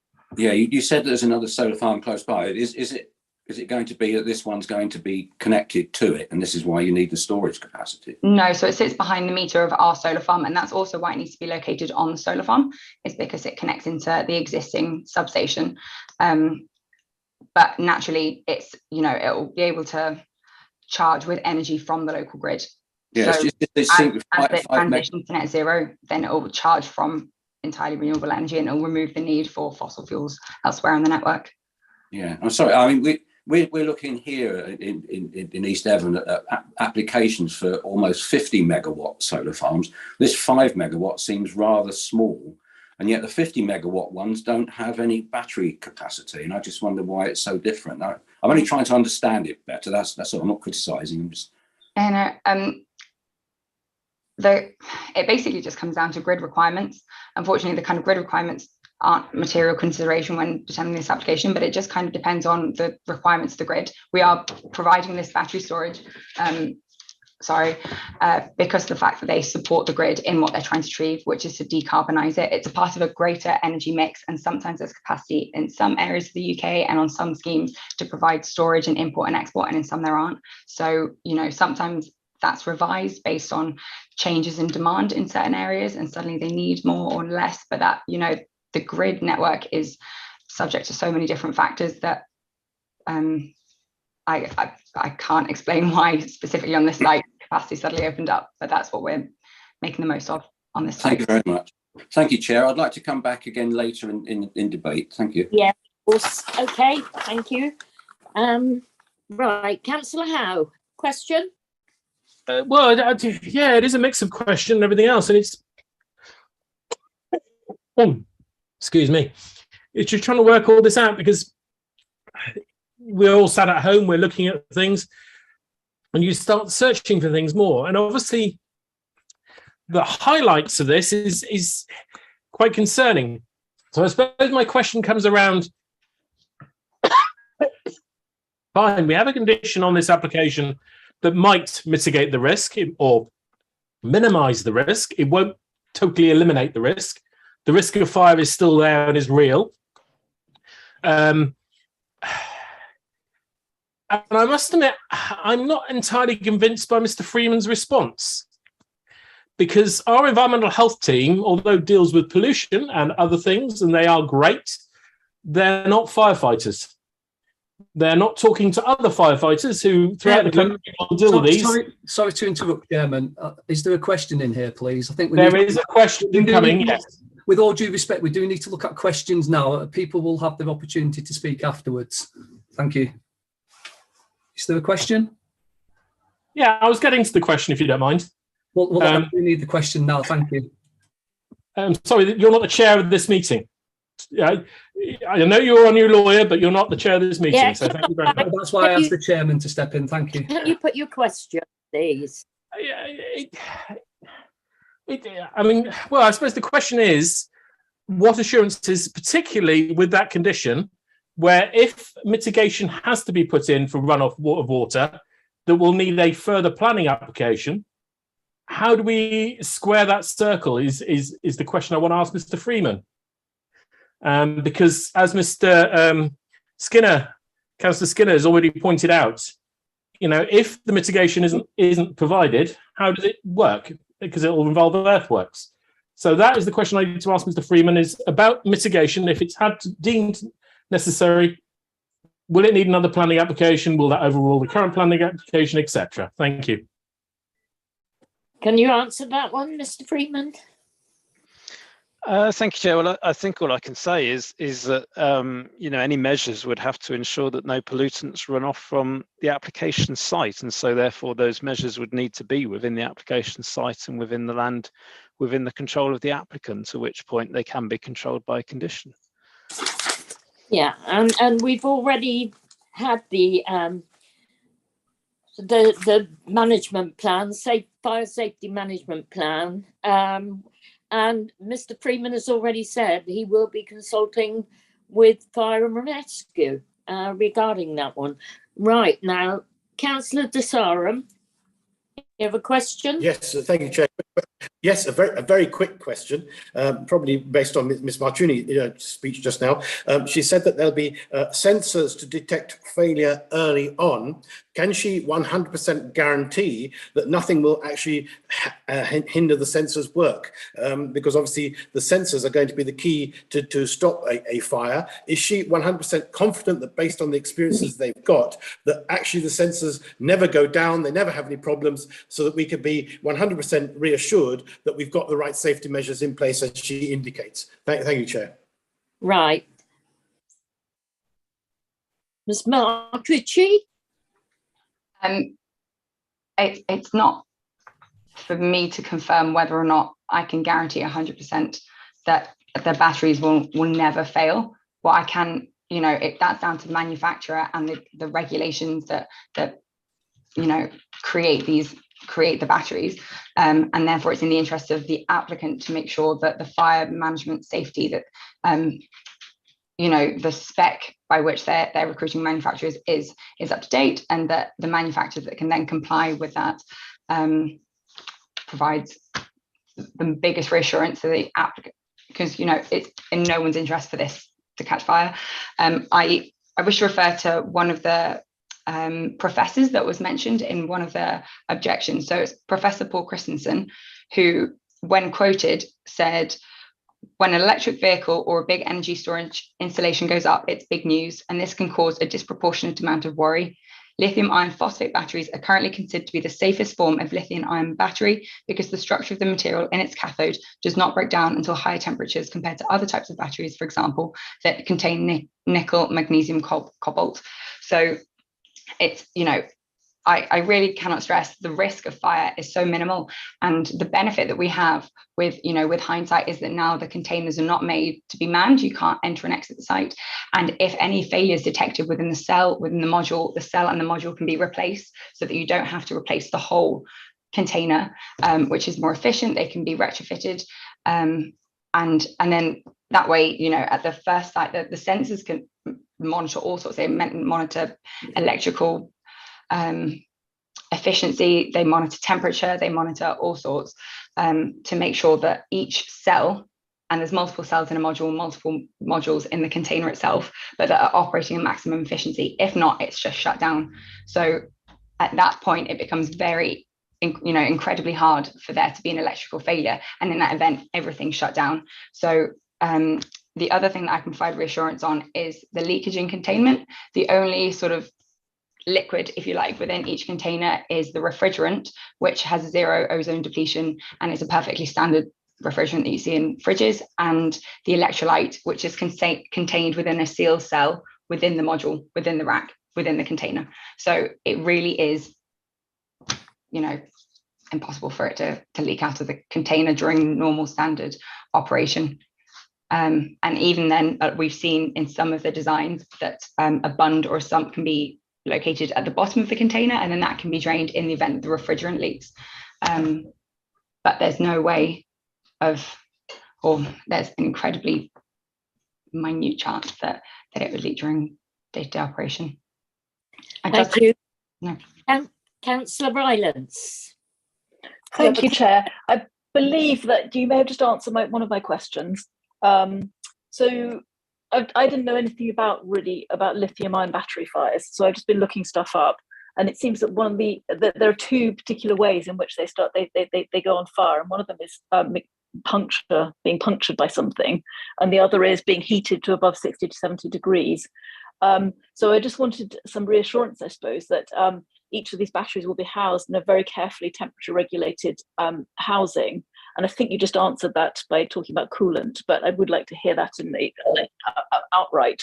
But also that there are temperature sensors on these boxes, because what I'm particularly concerned about is being sited in direct sunlight. The opportunity for a battery to rise to above 60 to 70 is not remote these days. Yeah. So that's one of my questions. Is there going to be temperature sensors to pick up on any slight worrying change of temperature inside each box? And the other thing is, given that it's going to be next to roads, how they're going to be fenced off to prevent vehicles, etc., from driving into the boxes. Thank you. Can you answer that, please? Yeah, I'd be happy to. Yeah, so yes, I provide reassurance. The sensors include, I think there's something like 5,000 is what we were quoted, an average of 5,000 sensors, you know, per container, monitoring temperature and efficiency and all the rest of it. So, and humidity, and just making sure that the conditions are as optimal for the continued charging, discharging of energy. What makes noise on every battery container is the air conditioning unit, which operates less loudly at night time, obviously when it's a bit cooler, but we've modeled on a worst case scenario. So we've modeled it on the basis that it's running, that the batteries are running at 100% capacity all the time, and the HVAC is doing its job in regulating that temperature at 100% capacity, which is very unlikely to happen, which is why we're confident that the noise levels we've modelled are very much worst case scenario. But that's how they're regulated. Each battery container has its own self-regulating air conditioning unit, which will regulate it. And that's entirely self-contained as well and sealed. Thank you. Councillor Skinner, you have a question? Sorry, no, I was ready for, I'm ready for debate, really. Sorry. No, I stand up just for questions. There are no other hands up, and you were first on the list to speak anyway, so off you go. Right, thank you very much. I thought Councillor Pook had his hand up, but... He did, but he's... Oh, right, okay, thank you. Okay. Yeah, okay, sorry, yeah, let me crack on. I'll crack on. I'm going to stick to the point, what the points I made earlier. I'm going to say the very first issue that I'm going to tackle here is that we want to let's look a little bit at what this is. This is a solar panel unit. Solar panel farms are intermittent energy. We all know this. It's all simple stuff.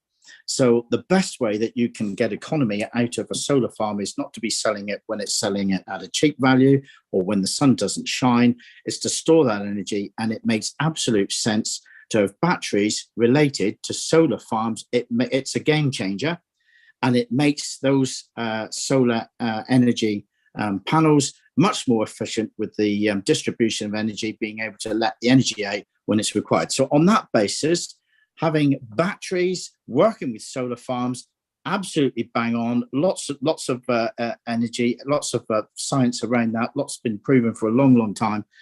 Don't have a problem with all those things. So in principle, I'm actually really quite supportive of this particular application. It's taken us down our carbon thing. The council wants to get to getting carbon energy, blah, blah, blah, all that stuff ticks all the right boxes. But, and this is the but, we're a planning authority. We have a responsibility to absolutely understand all of the risks that may be posed to the public. That's our risk. That's where we are. And we sit within planning law. The issue that I have is I don't think we have all of the necessary information in front of us. And I think it's really, really important to set our stall out early in the game, knowing this isn't the only battery farm that's coming. They're going to come further down the road, and saying to Mr. Freeman and our planning team, I am really concerned, and Councillor Howe was making a good point, actually. If there's a fire, the Environment Agency won't turn up until it's all put out. The people who will turn up and have to deal with the fire is the fire brigade. And it's really important that their views are taken on board. And I think they should be a consultee. Now, in this particular case, we're probably not going to get to that place. But the place that we haven't got, which I can actually base my recommendation of deferment on, is that we don't actually have all of the information in front of us. And I don't think it's proper nor correct for us to make decisions when the public, the parish council, the ward member have serious issues and concerns on public safety. And those public safety issues on us not having all of that information says to me that until we have that information, how can we possibly make a decision here today? So my only course of action that I have, because it doesn't fit comfortable with me in approving this application, I'm not against the application. It's just that I'm not particularly comfortable in sat here today in not having all of the information in front of us for public safety, public awareness, and if we could have the fire brigade involved, I'm not sure if we can, I'll leave that for Mr. Freeman to answer that one, then that's what I would like to see. I would like to see them as consultees, and if not on this application, that we make sure we move through you, Madam Chair, we start moving through having the fire brigade involved in understanding what these issues are. These are the guys, if it does catch fire, and I use the word if, but let's face it, Chernobyl was never going to be a disaster either, was it? But it did, didn't it? There's always a risk, and I know that's an extreme. I do apologise to the young lady for that, but there is a risk with things. And if there is a risk, what I want to know is, what did we as a planning authority ensure that was in place for the public safety to make sure we got this absolutely covered as best as we can? My recommendation, defer this application until we've read that further information. Thank you. Seconded. Thank you. Before I ask for a seconder, I'd like to go to the planning solicitor and to Mr. Freeman, please. Could you respond to any of that? Maybe the solicitor on the, Mr. Hunter, on consultation with fire and rescue. Thank you, Chair. Obviously, it's entirely up to the committee if they do wish to defer, whether that's a sensible thing to do in this particular occasion. Best commented upon, I think, by Mr. Freeman. But obviously, it is an option that's open to you if Mr. Freeman can give you a little bit more advice on that. Thank you. Thank you, Mr. Freeman. Thank you, Chair. Well, I don't think any harm can arise from deferring the matter and seeking the views of the fire authority. I have been desperately looking to see if there are other regulations that apply, because obviously these issues about fire risk are, well, borderline to what extent that they are planning issues, or to what extent they're covered under other legislation. And I've been trying to identify what other legislation exists. It strikes me that the risk is extremely low from what I've heard, and I think this is why our environmental health officer is happy to cover this under a condition, because of all of the measures that are in place that you've heard from the applicant to prevent a fire ever breaking out in the first place, never mind how it's actually dealt with once in the unlikely event that that did happen. But if members are not happy from the information that's in front of you, I can't provide any further reassurance than what's in the report and in the information submitted with the application that you've heard.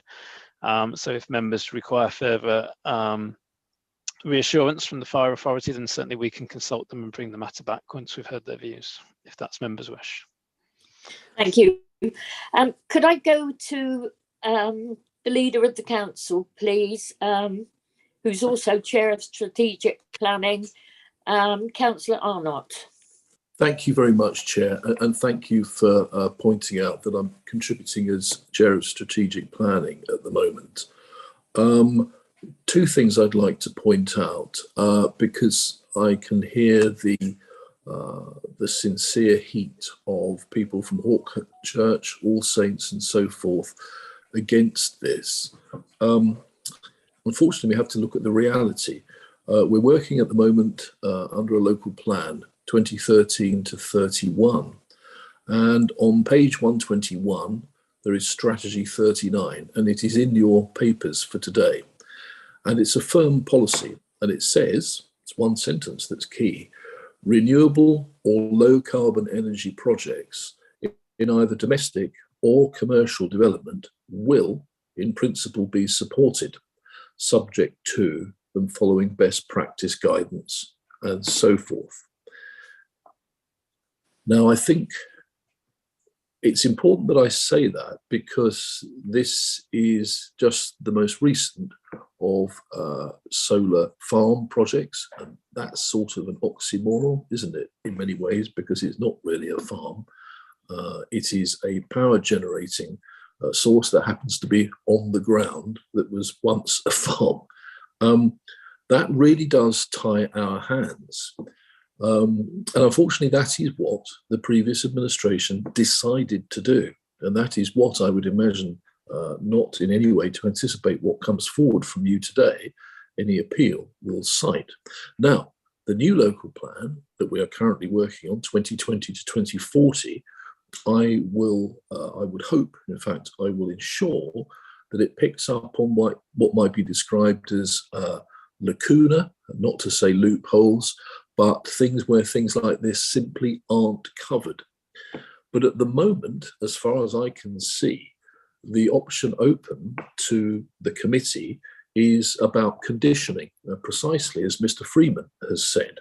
And if there are concerns around fire safety, I believe he's already offered certain reassurances there. And I would have thought that he, working with the chair under delegated powers, can really firm that up. And this would make a very interesting case to do that, and would feed back into our consideration for the local plan 2020 to 2040. So I hope that's helpful. Madam Chair, Madam Chair, where's this all going? Councillor Arnott is not a member of this committee. Please. Oh, sorry, Councillor. Oh, I'll tell you. Skinner, I'm chairing this meeting. Councillor Skinner, when you had the chance to deal, when Councillor Skinner had the chance to deal with this wrong, kind of situation, you're not a member of this committee. I am the chair of strategic planning. You're not a member of the planning committee. It's a big committee. You're not a member of it. Removed from the meeting. Well, clearly. Thank you, Councillor Ragg. Chair, I've obviously touched a raw nerve for some reason. I don't know why. I'm just trying to explain to the public who are watching what the predicament is around these solar farm applications, and how in many ways the membership is tied by the decisions that were made by the previous administration. And I hope that is helpful. Thank you, Chair. Thank you. Now, Councillor Pook, you wanted to speak before. You were on the original list. Yeah, and I take what Councillor Skinner says there, but I think that this is better dealt with through the conditions. But the only thing I'd say is the conditions at the moment are not particularly specific or tight.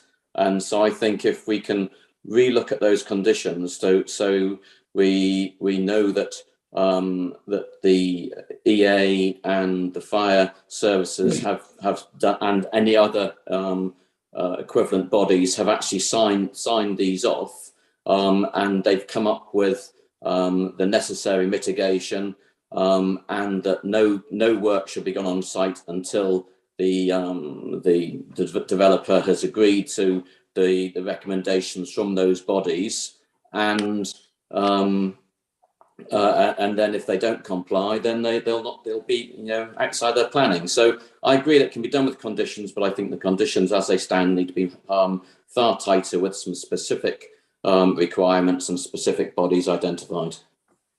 Can I go back to Mr. Freeman? Do you have any comments on that, Mr. Freeman? I think, it will be pretty rigorous, the risk prevention and fire management safety plan. So anything to add, Mr. Freeman? Thank you, Chair. Well, I think certainly taking on board members' comments, condition 4 could be bolstered to make it clear that the risk prevention and fire safety management plan must be submitted, and that must be agreed in consultation with the fire authority prior to the commencement of development. I think Can I add, and the EA, because the fire authority will pump the water on and stop the fire, but the EA will be responsible for the ongoing pollution if it goes on. Yes, I'm just checking because I thought we had consulted the EA. It doesn't look like they commented anyway. So yes, certainly it can be both the fire authority and the Environment Agency. I think in terms of condition 5, this relates to so the details for chemical containment are to be submitted prior to the first installation of battery plant on site. So I think that's suitably robust. So yes, I think it's just those changes to condition 4 I would recommend, just to make that more robust in light of members' comments, and to ensure the fire authority and indeed the Environment Agency are consulted as part of that process. Just to add then, why can't the chemical containment be included to be approved before the actual development starting on site? Because otherwise they might not have allowed for the requirements and when they come to actually install the batteries. So why not just have the whole thing agreed by the approved authorities before they actually start doing any work at all. Through you, Chair, we can certainly make that prior to commencement if members are content with that. Yeah, thank you. Councillor Desara, you were on the original list. Oh, yes, thank you, Chair. I think looking at strategy 39, the key to me is the adverse impacts on features of the environment, including any community landscape and visual being satisfactorily addressed. And I think that the issue which we have to satisfactorily address is the issue of the fire risk that we've touched on. And so I would be one of them, other than Councillor Howe, supporting a deferral for this, for further information from the fire brigade or from the Wild Meadows one in Dorset, which the Ms. Martini referred to about Wild Meadows in Dorset. I believe that we need, as Councillor Skinner quite rightly said, to having identified this risk to the public, we need to be 100% absolutely certain that we are actually in a position to do the right thing here, so that should, in the unlikely event of a fire happen, we would be covering ourselves by the fact that we've done everything we possibly could. So I personally would be in a position to support deferral until we can be more positive about what these conditions should be. Thank you so much, Chair. Thank you. Councillor Lawrence. Thank you, Chair. First of all, I would just like to make a comment that Councillor Arnott was right, and Policy 39 does support the production of renewable energy. It doesn't support storage facilities because the renewable energy was supposed to be connected to the grid, but that's an aside. One of I've taken a lot of time to read into these reports of fires of these lithium-ion batteries. Now, I've seen from one fire service that if you have a fire with a lithium-ion battery, it will take 1,900 litres per minute of water. And there isn't that much water on site. You must have a sufficient water supply on site to supply that amount of water. You must also have immediate isolation of electrical services so that when the fire brigade turn up, they don't get electrocuted. There must be management of toxic or flammable gases. I'll go on to the containment of the water runoff in a minute. There should be regular on-site training, safe access route for fire appliances to manoeuvre within the site, and alternative access points to be maintained to enable appliances and crews to approach from upwind direction. Now, going back to this amount of water, these ion batteries can burn for up to 3 days. Now, 1,900 litres per minute over 3 days is 8.2 million litres. That's 3 Olympic swimming pools. How are they going to supply a safety net to collect all that water when a fire does occur? I don't think it's possible. Thank you. Thank you, Councillor Howe. Thank you very much, Chair. I think we need to start by already stating what we know, which is the risk of fire is low. That's fine. Yeah. But the effect of any fire that does happen in that low event is extremely high. And that's the quasi equation you've got to do. Yes, it might only happen once in 100 years. And funny enough, there was one burning in Arizona only a few months ago, But what happens when it does in that rare occasion is extremely harmful and damaging. So it's not just a case of the risk is low. It's not, well, the risk of fire is low, but the damage is extremely high. All we're asking for, and Councillor Skinner was extremely good in his wording for deferment, we know the principle's fine. We know the location is fine. We know the design is fine. What we do not know, and we're asking for one letter from the fire brigade to say they are happy with the risk, and can handle it if that low equation happens. That is all we're asking for in a deferment, is the fire brigade to be encompassed in, which we can easily do as part of this planning committee. And this will all be done and dusted within a few weeks. It is quite simple. It is very easy, and it is the final bolt to put in this and solve the problem. There is no reason not to defer this at all for such a simple request. We defer things many times for a simple consultation, and that's all this is, nothing else, one thing. So I urge the whole of this committee to please defer this to make sure we have it covered. Thank you. Thank you. Mr. Freeman, do you have any comment on any more on deferral? I think, Chair, my only further comment would be if members are simply looking for the fire authority to review the risk prevention and fire safety management plan and chemical containment plan before consent is granted, then I question whether or not a deferral is necessary or whether the application could be approved subject to those details being obtained with Chairman's authority to issue the decision once confirmation is received from the Environment Agency and the Fire Authority that they're content with those details. So in effect, it doesn't need to come back to the committee. It's deferred with delegated authority to the chair and to myself to issue the decision once we've received those additional details and we have received a response from the Fire Authority and the Environment Agency confirming that they're happy with those details. Then it would only need to come back to committee if the Fire Authority, the Environment Agency were not content with the details.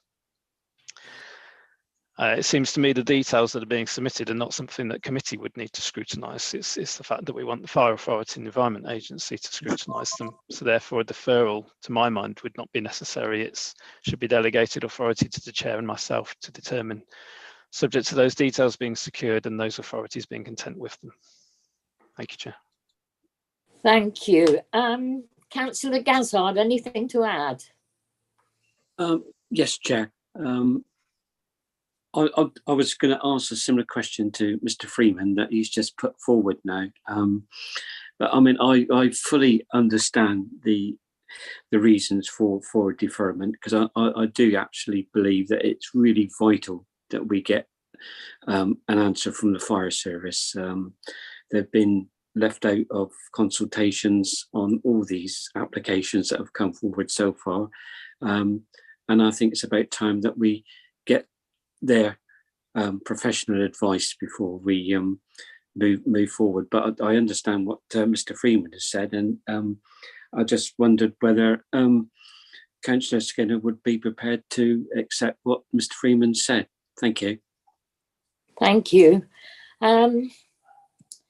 Right, so I don't know if the proposer and seconder would like to reconsider in the light of what Mr. Freeman has put forward. My simple answer is no. I put forward a recommendation of deferment. I do absolutely understand what Mr. Freeman says, because what I've asked for is confirmation from the fire brigade that they're happy. He makes a very good point and a very strong point in actual fact, and I do get that. But what would be the reasoning for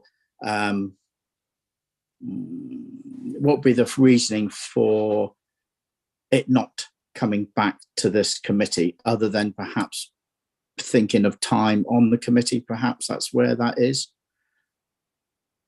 Mr. Freeman? Where was he? Well, through you, Chair, if it has to come back for the decision to be made, then there's a potential delay once we've received sign-off from, assuming we receive sign-off from the Fire Authority and the Environment Agency, for it to then come back. The additional officer work in putting it back on the agenda, an additional opportunity for public speakers and debates, which takes up committee time. Okay. It seems to me that if members are just looking for assurance that the Fire Authority and the Environment Agency are content with the details required in the conditions 4 and 5 prior to consent being granted, then we can secure those details, undertake that consultation, and if the authorities are happy, then issue that decision. And it only needs to come back to members in the event that the Fire Authority, the Environment Agency are not content, so that members can review whether or not they wish to proceed with the approval. And through my deferment, the other issue which you raised actually very well earlier was the issue over that these consultations. In fact, you mentioned it should, instead of could, that it should be, because I'm very keen to see if we can do anything with this particular application to make sure that the fire brigade are actually a consultee going forward with other applications, so we don't have this happen again, because we're asking for it, so therefore it needs to be there, and in some way that we harness that particular approach, because I think it's really important. Other than that, I think perhaps I might be seen to be unreasonable if all I'm trying to get out of this is to say I want the fire brigade to be absolutely comfortable with it, and you find that out, Mr. Freeman, and through you, Madam Chair, you get the answer to that, and we are comfortable with that, then that seems That seems reasonable to me, but I've got to see what my seconder has to say. Well, to be quite frank, I was going to withdraw my support because of Mr. Freeman's proposal. I'm happy with that. In strategic terms, as ex-chair, it is perfectly reasonable and very good, and gets this application sorted one way or another. So I'm happy with Mr. Freeman's suggestion, and I would hopefully we can propose that and get that sorted. Thank you. Oh, then, Madam Chair, I'll go with that then. That's fine. Okay. If there's two things to put in, thank you. Is withdrawn. Councillor Pook. Yeah, just to reiterate, I think we do need to know what these conditions are, because it's okay saying we'll agree to the conditions, but they do need to be a lot tougher than this than they are now, and a lot more specific. So I'm not asking Ed to write them now, but it's something which I would like to see, because if we agree something to conditions, then the conditions don't come out properly, then we're just agreeing to nothing. Yeah. Thank you. It was said that the Fire and Rescue Service were left out. Well, no, they weren't left out. They're not statutory consultees. Just wanted to make that clear. Councillor Key, anything to add? Yeah, just very, very quickly. Mr. Freeman said it would be between the himself and the chairman. Should not the ward member be consulted as well? Yeah, both said. I don't see why not. It's been done before. Yeah. Okay. So do we have a proposal then, please? Yes, I'll recommend the proposal. But it's quite. I'm happy with that. But we did what Councillor Pook was quite right. We just wanted to know exactly what the wording of those conditions are going to be. And when you did say, Madam Chair, that the fire brigade fire service is not a statutory consultee, I wanted to see if through this process we can actually ensure that they are in future, so we don't have to go through this particular scenario. We don't have to do this again, because we will have had their response. I think it's really important. And happy to second that. Who's that? Councillor Desarum? No, Councillor Howe. Councillor Howe, okay. Anything to add, Mike? Oh, I think we've got it covered very well now. Thank you. No. Thank you. Could I go to Mr. Hunter, Mr. Freeman, to ask about the possibility of the fire and rescue being a statutory consultee in the future in these type of applications? Well, through Chair, I can't make them a statutory consultee. That would need to be a change in legislation, but we can choose to consult them on these types of applications in future. If we wish to do so, my suggestion would be that I contact the Fire and Rescue Service and just ask them if they want to be involved fundamentally in the first instance, and if those are applications they can help us with. But yes, I'm happy to take that action forward outside of the committee. Thank you. Thank you. Anything to add, Mr. Hunter? No, that's absolutely fine. As I say, it's not particular to this application. It's just a general stance that you'd like to take going forward. Yeah. Chairman, are we now in a position? Thank you. Right, we've had a proposal. Yeah. And could we go to Anita to sum up, please? I think Damien's doing this one, Chair. Yeah. Thank you, Anita. All right, over to you, Damien. That is my fire. She was gently introducing me to things, so she said that she'd deal with the first one and leave it to me if not. Yeah, so basically, so I understand it now. We've got a motion to recommend approval subject to the conditions as set out in the report, but then within an additional condition in relation to consultation with the Fire Authority and the Environment Agency. I would be grateful if Mr. Freeman could just clarify the exact wording that he suggested before members take the vote, but that's my understanding. So it's in line with the conditions and plus that additional condition, which Mr. Freeman will hopefully confirm the wording now. Would you like to summarize? Thank you, Damien. Yes, sorry, I think there's been some confusion. So my suggestion was that members grant delegated authority to the chair of planning committee and service lead planning strategy development management in consultation with the ward members. So the permission be granted subject to receipt of the details required under conditions 4 and 5 and their acceptance by the Fire and Rescue Service and the Environment Agency prior to the permission being issued. Thank you, Ed. Right. Shall I take it You to can the go vote? to the vote now? Yes, please. Okay. So I'll start with Councillor Bloxham. Support the recommendation with the additional condition. Thank you. Thank you. Councillor Brown. I missed some of the debate because my internet froze, so I'll abstain. Thank you. Councillor Chamberlain. Support the recommendation. Councillor Coleman. Support the recommendation. Councillor De Saram. Support the recommendation with all additional conditions added in. Councillor Gazzard. Support. Councillor Howe. Support. Councillor Key. Support. Councillor Lawrence. Support. Councillor Pook. Support. Councillor Rylance. Support with the extra recommendations. Councillor Skinner. Support the extra recommendations. Councillor Ragg. Support the recommendation. Thank you. That application is recommended for approval. Thank you.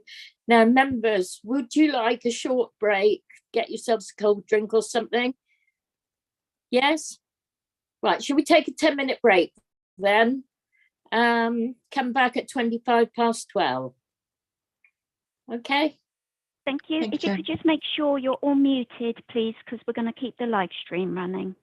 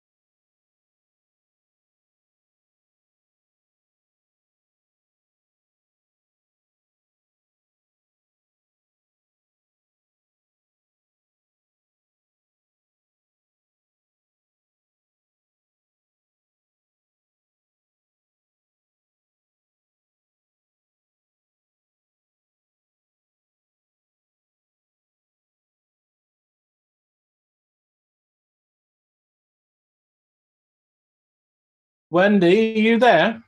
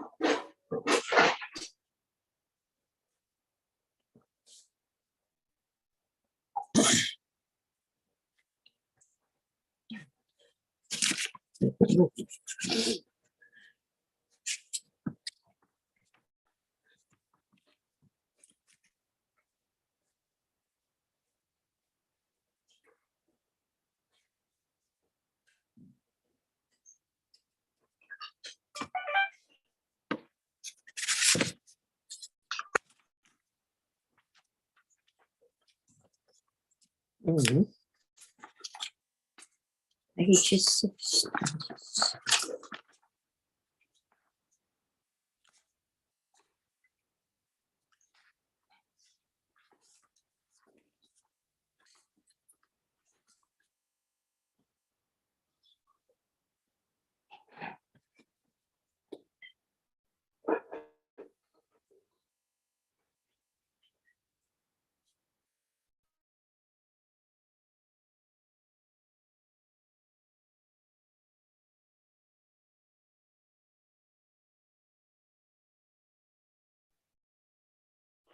Members, when you're back to your seats, if you could just put your cameras on so we can make sure, so we can just see that you're ready to begin, because it is 12:25. Yeah, I don't think there's a need for a roll call, Wendy. You can see everyone. Yeah, I think because it was only 10 minutes break, wasn't it? Yeah.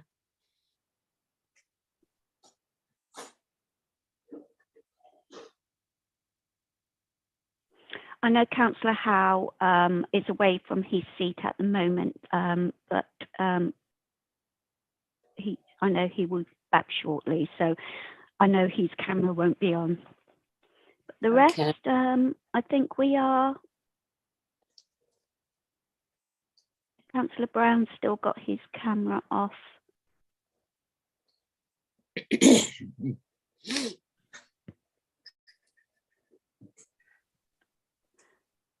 But I think we're good to go.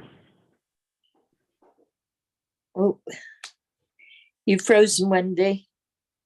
Oh, can you everybody's hear me now? frozen. It's not Wendy, Chair, it's you, I think. That's better.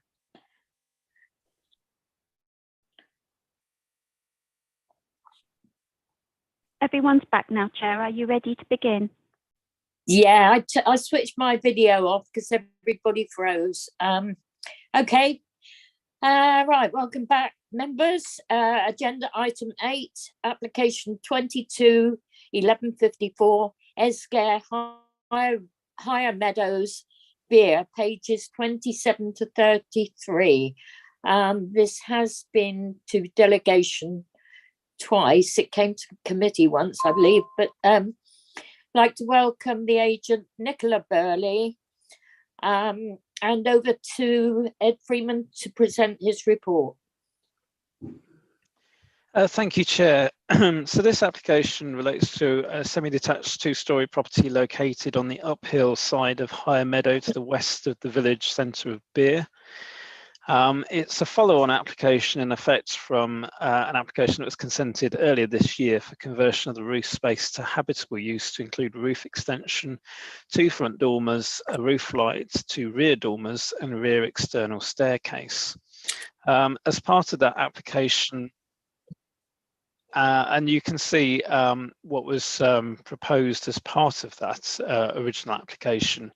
What was consented to the rear elevation of the property was these 2 dormer windows, and you can see a rear staircase coming up.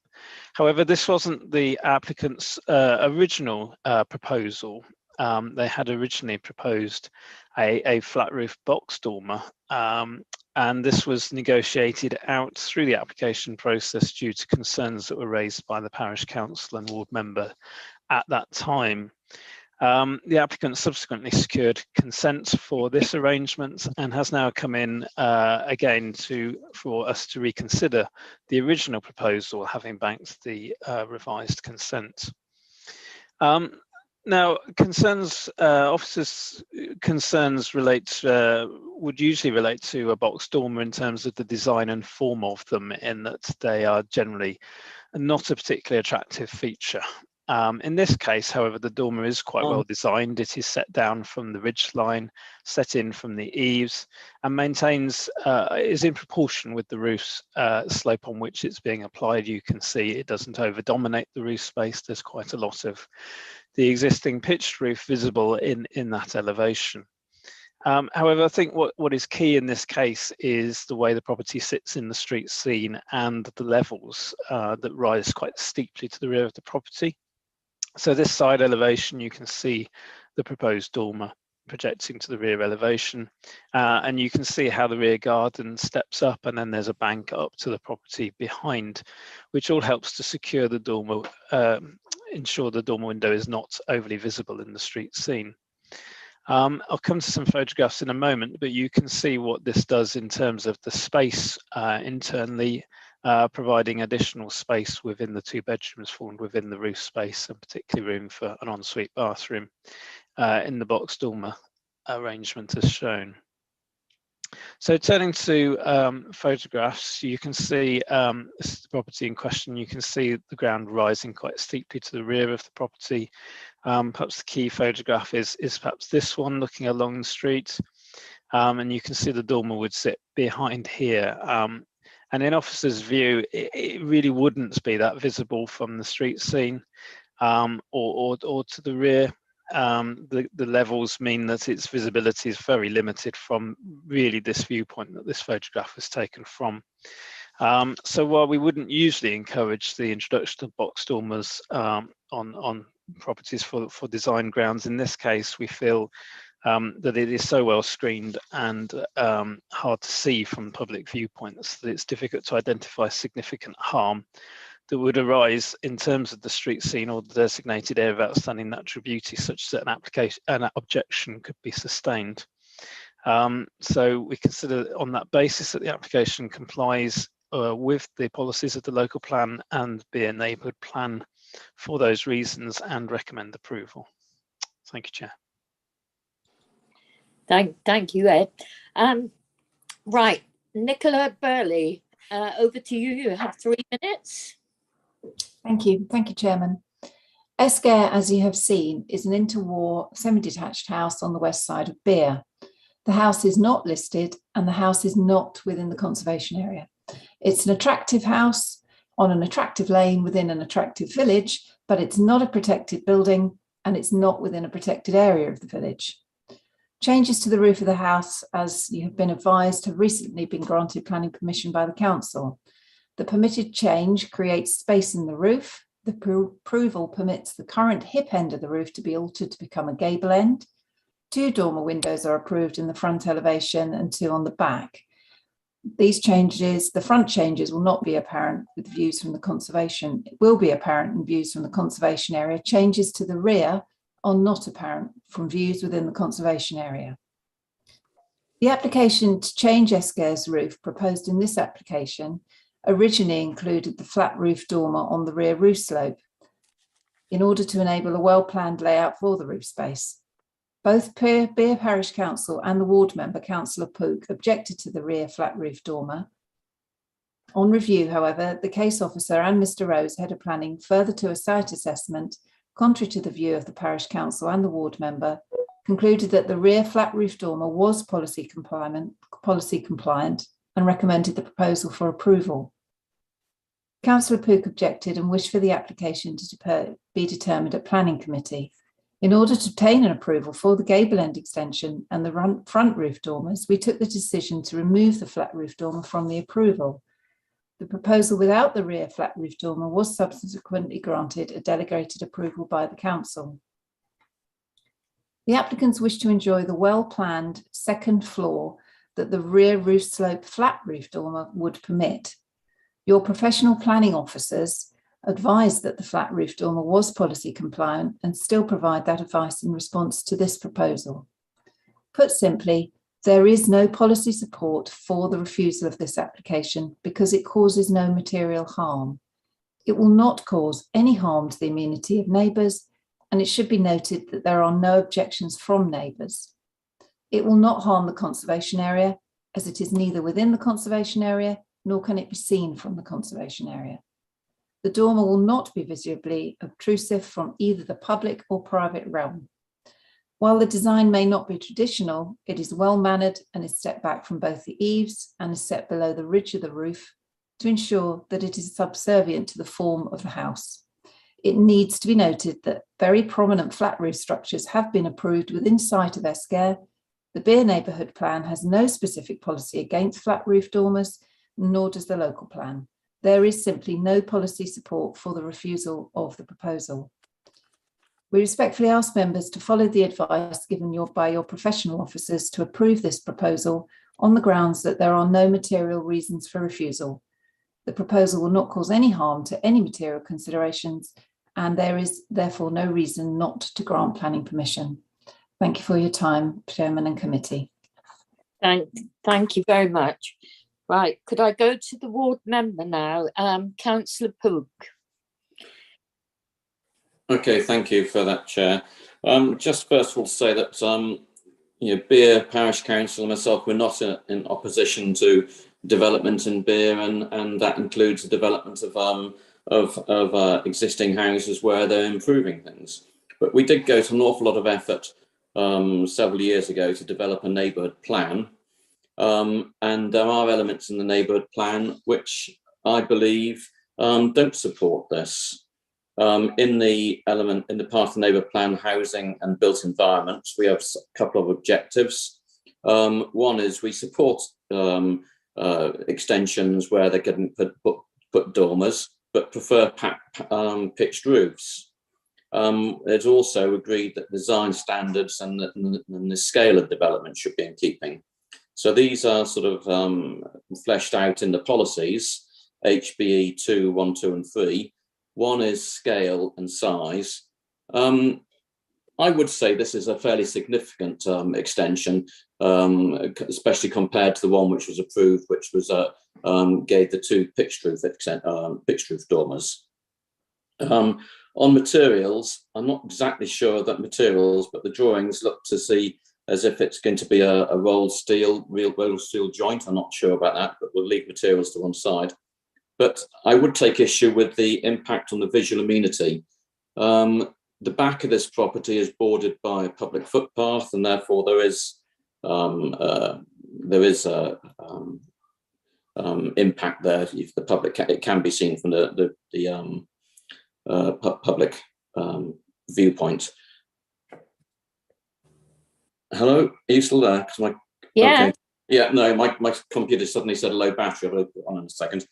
But the other thing which I want to point out is that we've had several dormers where people have been wanted to put them on and these long square dormers, and they've been refused because of the impact and the size and the scale on the roof line. One which was on a group of 4 houses and was so just a quarter of the total roof size, and that's been refused. So I'd also like to object on or point out the inconsistency. If we support this one, then why are the other ones being opposed and have been opposed, and people have built pitch dormer roofs? So it's not massively wrong, but I don't believe it does comply with our neighbourhood plan, and it does point out an inconsistency in application of these rules. So my position at the moment hasn't changed. I'm quite happy to listen to debate, and I'll make my decision then. But Right. I just want to make sure the committee knew that. Thank you. Thank you. And I just want to get my battery on. Sorry, Mr. Freeman, do you have the image of the rear view of the property from the footpath? Chris Rose had one at one time. Okay, I haven't seen a photograph taken directly from the footpath looking towards the property. My understanding was the footpath's on a higher level and effectively looks over the top of of this, but I don't have that on the presentation. I can see if I can track that down. I think it might be helpful to members in reaching a decision if you could. It's not a particularly attractive addition to the building, but its impact will be minimal. I think if we refuse this and it went to appeal, there's every chance that the appeal would succeed. So anyway, Councillor Key. Thank you, Chair. Yes, I mean, I remember this coming to committee some time ago, and yes, the footpath does look down onto the back of this property. Can I just ask Mr. Freeman, wasn't this particular application refused once before, this particular one? Can I just get an answer to that I think first? we asked them to go back. I think we asked them to go back and speak with, negotiate, and they came out with the gable.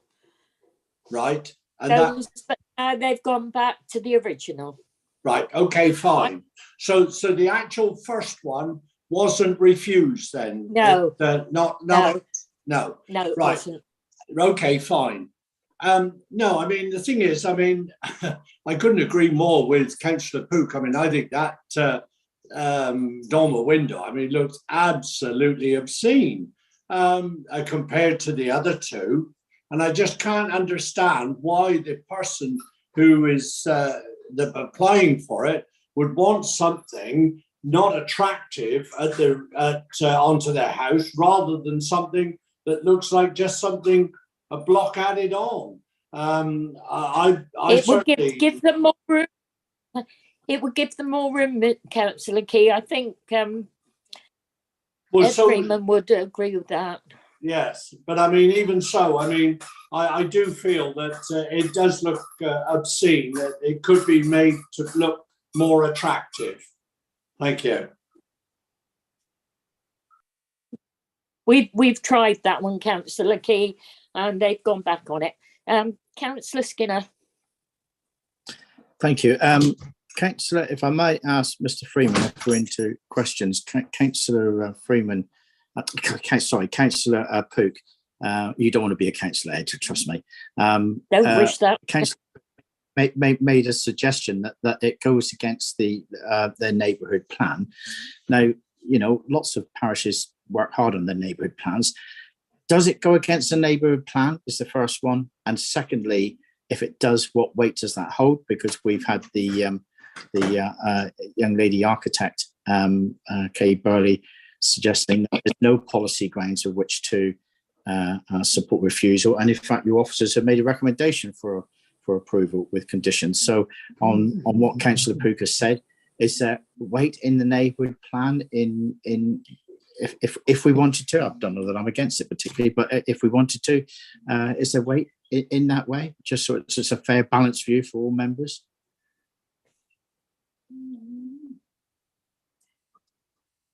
you want me to answer that? Yes. No, I was aiming at Ed. No. Yeah. Ed, can you hear?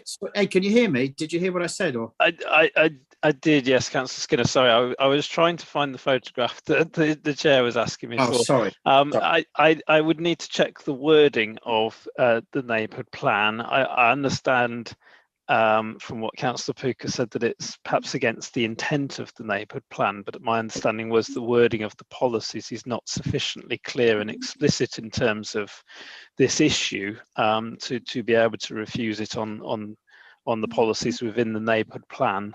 I will try and call up the wording of those policies so that I can advise members further in a moment. I can help if you want there, and I totally agree that we haven't got the wording saying, you know, thou shalt not have a flat roof dormer. It just doesn't support them. It prefers to have something which is, you know, replicating the sort of steeply pitched and the same sorts of, you know, pitched dormers. So yeah, the neighbourhood plan will not discreetly say no, but it's against the spirit. on that note, then, Madam Chair, I shall be moving the recommendation of approval from the officers. Thank you. Is there a seconder?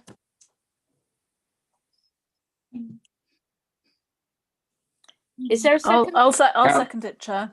Councillor Gazard is just desperately trying to get his Well, Councillor Silence has seconded it.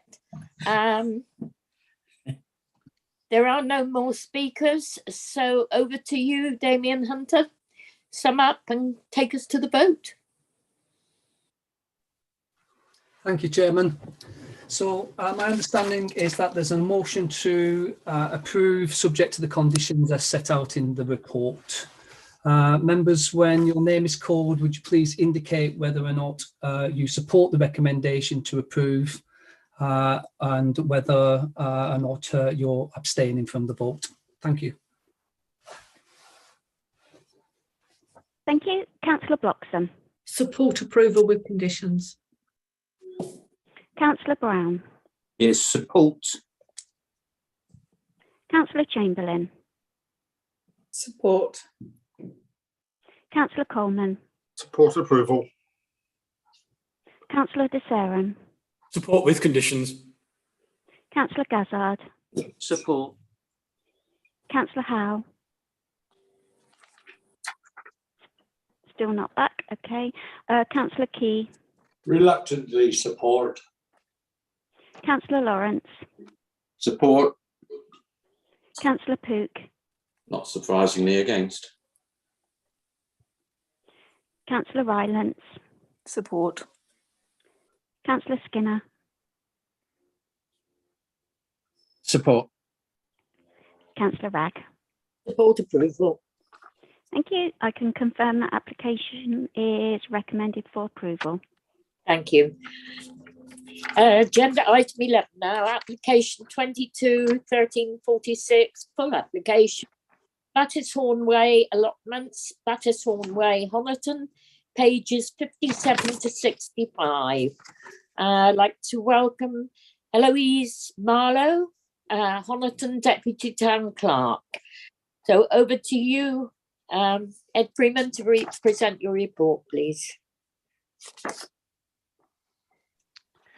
Thank you, Chair. So this application seeks amendments effectively to a scheme that was approved under an early application in 2018 for provision of an access track, parking and turning areas and drainage in association with use of land as allotments just off Battishorn Way in Honiton. Sorry, my screen's frozen. Bear with me a second.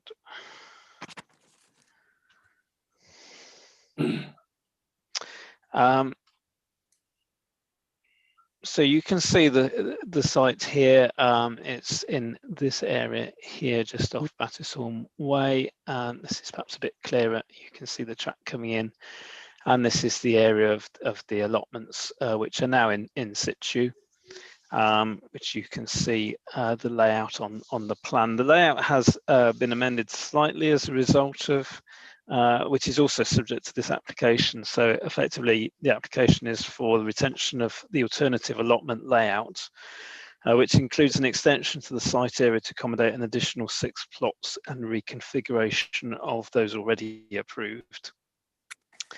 The proposal also includes changes to the landscaping scheme as approved as part of the original permission.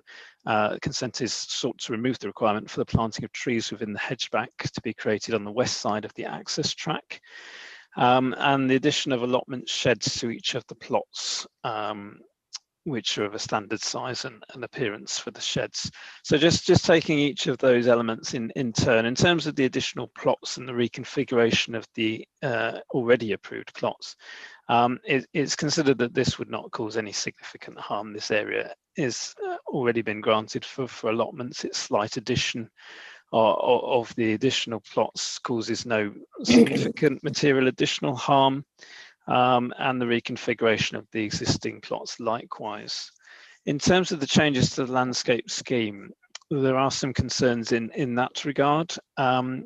When the original application was made, you will see that the access track runs beneath the canopies and close to the root protection zones of a number of mature trees along that track. If I take you through the photographs, you can see there are some very mature trees either side of this track, and there was concern of the impact of this track on the root protection zone of those trees, which shouldn't impact on the trees in the short term, but in the long term, it's obviously difficult to quantify what impact they may have. And so it was felt that additional planting along the boundary should be required as part of the landscaping scheme. I understand the applicants are now saying that they're concerned from a safety perspective in terms of leaf fall and potentially making the driveway slippery to vehicles and unsafe. However, in our assessments, we think that's unlikely, particularly given the low speed of vehicles coming through this area. And so we feel that requirement should be maintained in any subsequent consents.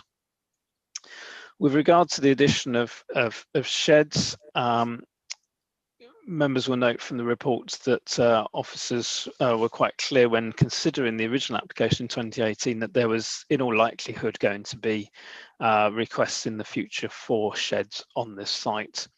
And we did to some extent consider the issue with that, because we felt that goes to the principle of allotments on this area really. And you can see from the photographs that the area is typical allotments really, and there's a typical need for sheds within that area in terms of the users of the allotments having a place to store equipment. That's the reason why we've received a number of letters of support, and I should say that there are 2 further letters of support not reported in the report before you today that have been received subsequently to us publishing the agenda. However, the proposal is for potentially up to, I think it's 36 sheds across the site, 1 for each plot, depending on whether or not the use of that plot requires a shed. And the sheds are fairly typical design, as you would expect. In our assessment, the site is quite well screened. You can see a hedge bank along the driveway, and then within the site, it's on this low part of the field. So limited views from the wider area, and you can see the tree belt that comes round this side of the site, which would also help to screen the sheds from wider view. The site is within the area of outstanding natural beauty, and obviously we do need to be very careful of visual impact on that area, but we feel the additional impact of sheds in this location and given the screening of the sites would not cause significant harm, such that the recommendation is to approve the application subject to the conditions that the 2 conditions on page 49 in the agenda. And it should be noted that condition 2 seeks to retain the requirement for the planting of the native hedgerow alongside the west side of the access track as mentioned. Thank you, Chair. Thank you. Right, now we go to Eloise Marlowe, Honiton Deputy Town Clerk. Welcome to the meeting. You have 3 minutes.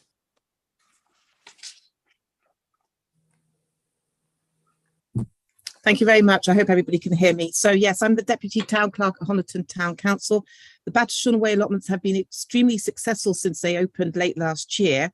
Honiton Town Council has spent 20 years trying to provide allotments to the residents of Honiton, and in 2018 were granted planning permission to do that work on land leased from a local landowner.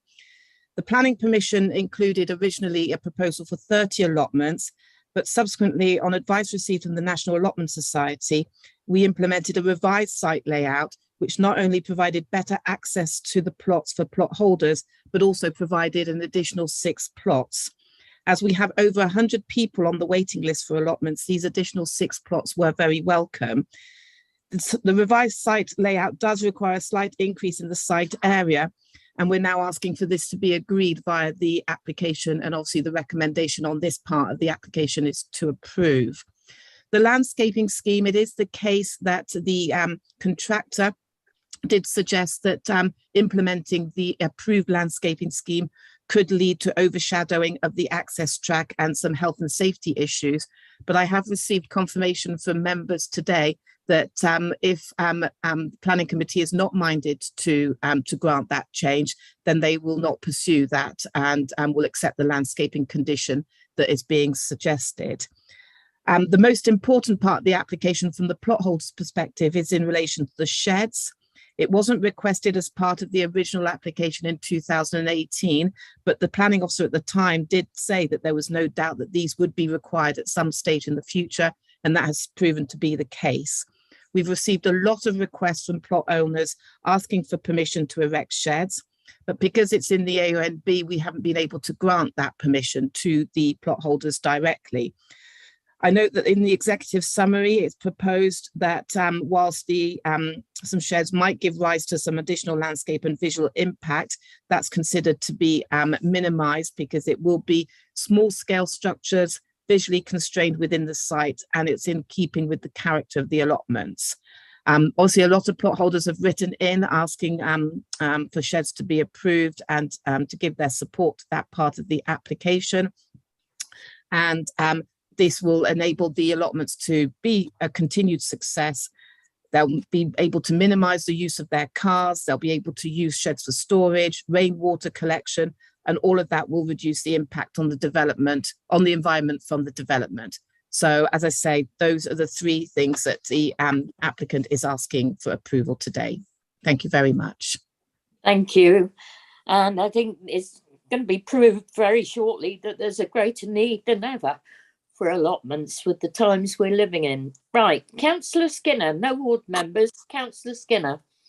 Well, thank you. To start off, thank you, Heloise, for speaking, because one of the things I was going to mention, in all the years I've been on planning, I've never seen parish town council members resolved unanimously not to comment on this application. Well, I've never seen that before, and I thought that was quite comical, and I was going to ask what that is. But you've obviously turned up, and you have commented, and you've spoken very well as well. As far as I'm concerned, I'm absolutely for this application, so I shall be recommending recommending it for approval as is set out. But the only thing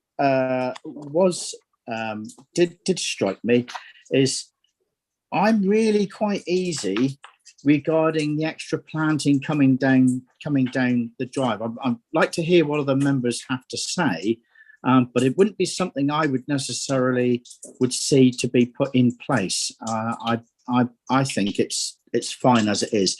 But if other members are for that, Madam Chair, my recommendation will be on how members happen to feel that is. So we'll just see how that one rumbles along. But yeah, I suppose I should be saying I recommend as per the papers, but if it changes that way, I'm going to be flexible about that. Thank you. Okay, so it's not exactly a proposal. I'll second it. Yes. Yes, it is. It's recommending proposing the recommendation as set out. Yeah. What I'm saying is that if members felt that they didn't feel that they needed necessarily to have the screening in coming down the road, which was discussed, and the town council were also easy about it. I'm not saying if other members felt they didn't want it, I'd be flexible about that. That's the point I'm making. But okay, thank you. Is there a seconder? Yes, I'll second that. Councillor Key, do you want to speak? Yes, I would. Yes, I mean, I'm quite happy with regard to eliminating the landscaping, because I don't think it's that necessary. What I would like to actually see, because it's in an AONB, is the fact that these sheds that they're wanting are of a fairly uniform, because on some allotments I've seen, you get some homemade efforts sort of put up and they look absolutely disgraceful. Well, we don't want that because this is in an AONB, and I think there should be a stipulation that the shed should look all very, very similar. That's all. But yeah, more than happy to second the application. Can I go to Mr. Freeman and ask if you've got any comments about the sheds, the nature of them? Can we condemn that? Well, we effectively are. We have plans of the shed design that's been submitted with the application, and then condition 1 says the development hereby permitted shall be carried out in accordance with the approved plans listed. Which includes those plans. So, in effect, that would be conditioned, and they would have to be in accordance with the details provided. If I may, just to clarify in terms of the additional planting, that has come at the request of the council's arboricultural officer, and was originally required because of concerns that the access track ran along the route of some exposed tree roots of the adjacent trees, and there was concern that it would impact on the root protection area of those trees. So it was compensatory planting for potential long-term harm to those trees. I don't think we've seen any immediate impact of the works on those trees, but only time will tell in terms of that. So it was additional planting to offset those impacts. The council's arboriculturalist has considered the current application and still objects to the removal of those requirements, and thinks it is very important that we maintain that both from a biodiversity perspective in terms of ensuring that there's no long-term loss of trees along that route, but also in terms of landscaping for the site. As has been said, this is an area of outstanding natural beauty, and it's important that we maintain the landscaping that's in place to screen the development. Thank you, Chair. Thank you. Is that okay, Councillor Key? Yes. Thank you. Councillor Rylance. Thank you, Chair. So as an actual allotment holder, I know all too well the value of sheds, and it's not just about keeping your tools down at the shed so you don't have to drive with your spade every time. It's also about collecting water, and I think after the summer we've just had, I think we all know we can see the value of collecting water and keeping it on site. Allotment holders in sites without water have to have a shed in order to have a water butt. Otherwise, you've got no means of collecting the water to water your plants through the summer. Having sheds at each plot will make this a sustainable allotment site, particularly if we keep having summers like the one we've just had. As regards the planting, I'm normally the biggest tub thumper for planting of trees, but my allotment site has got a set of statutes that includes a limit on tree heights. So I don't know whether it's worth the allotment committee looking at their statutes and seeing what it says. I believe it's an off the peg set of statutes, and it limits trees to 10 feet only. I mean, no more than 10 feet. And I do realise that if people are unlucky enough to have an allotment right next to where trees are, they will probably be unlikely to be able to grow anything. So that needs the siting of any trees needs considering. But yeah, all for sheds, because people can then cycle and walk to their allotment, and they will have water on site. Thank you. Thank you. Councillor Desaram.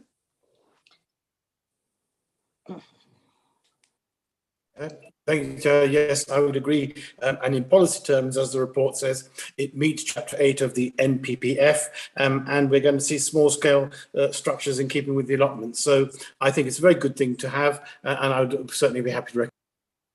Thank you. Councillor Gazzard, anything to add? Nothing new to add, Chair. Thank you. Okay, over to you, Mr. Hunter, to sum up and take the vote.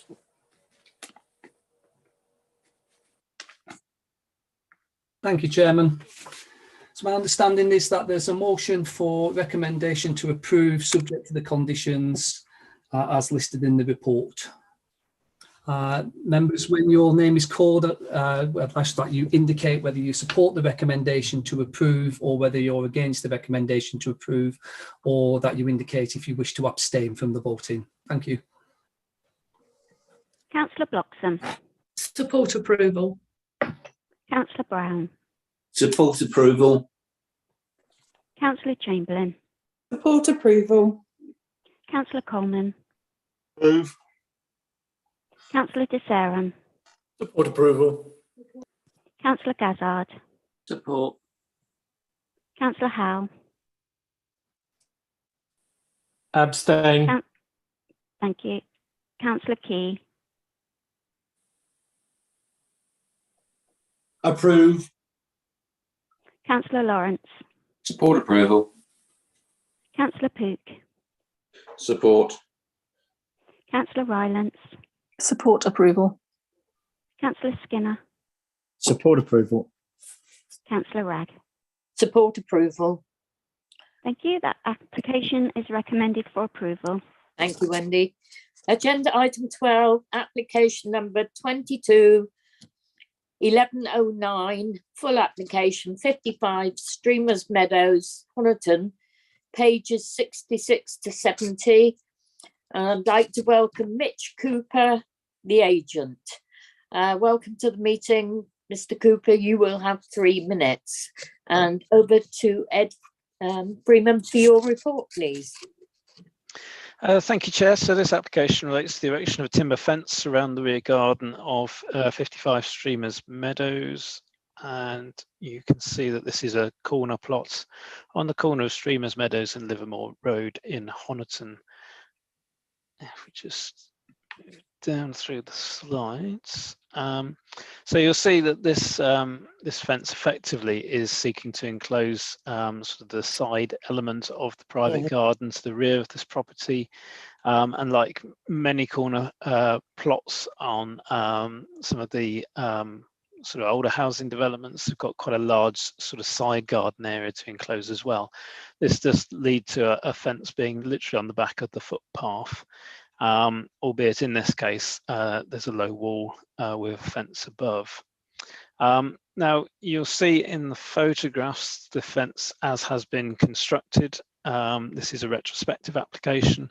So you can see the fence in situ there. This is looking up towards up Livermore Road to the junction with Streamers Meadow. You can see the fence in situ there. And if I go the other way, you can see there are not many fences in view looking down Livermore Road, and likewise in the immediate surroundings. But this is the fence in question in situ, and I think it's important to note that officers have negotiated a reduction in the height of this fence from its as-built form as shown in the photographs, because we felt that in its current form, its height means that it's quite dominant in the street scene. And overly tall in that location. So we have negotiated a reduction of 500 mil to the height, which would bring it down, I'm guessing in terms of the photograph, but bring it down to more this sort of level with the same step down along here. And we feel that that strikes a balance between maintaining the privacy of the rear garden space to the property, but also ensuring that it's not overly dominant and visually obtrusive within the street scene.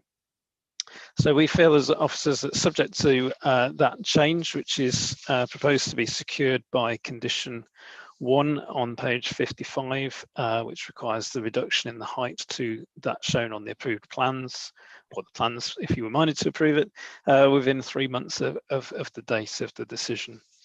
Subject to that change, the recommendation is for approval. Thank you.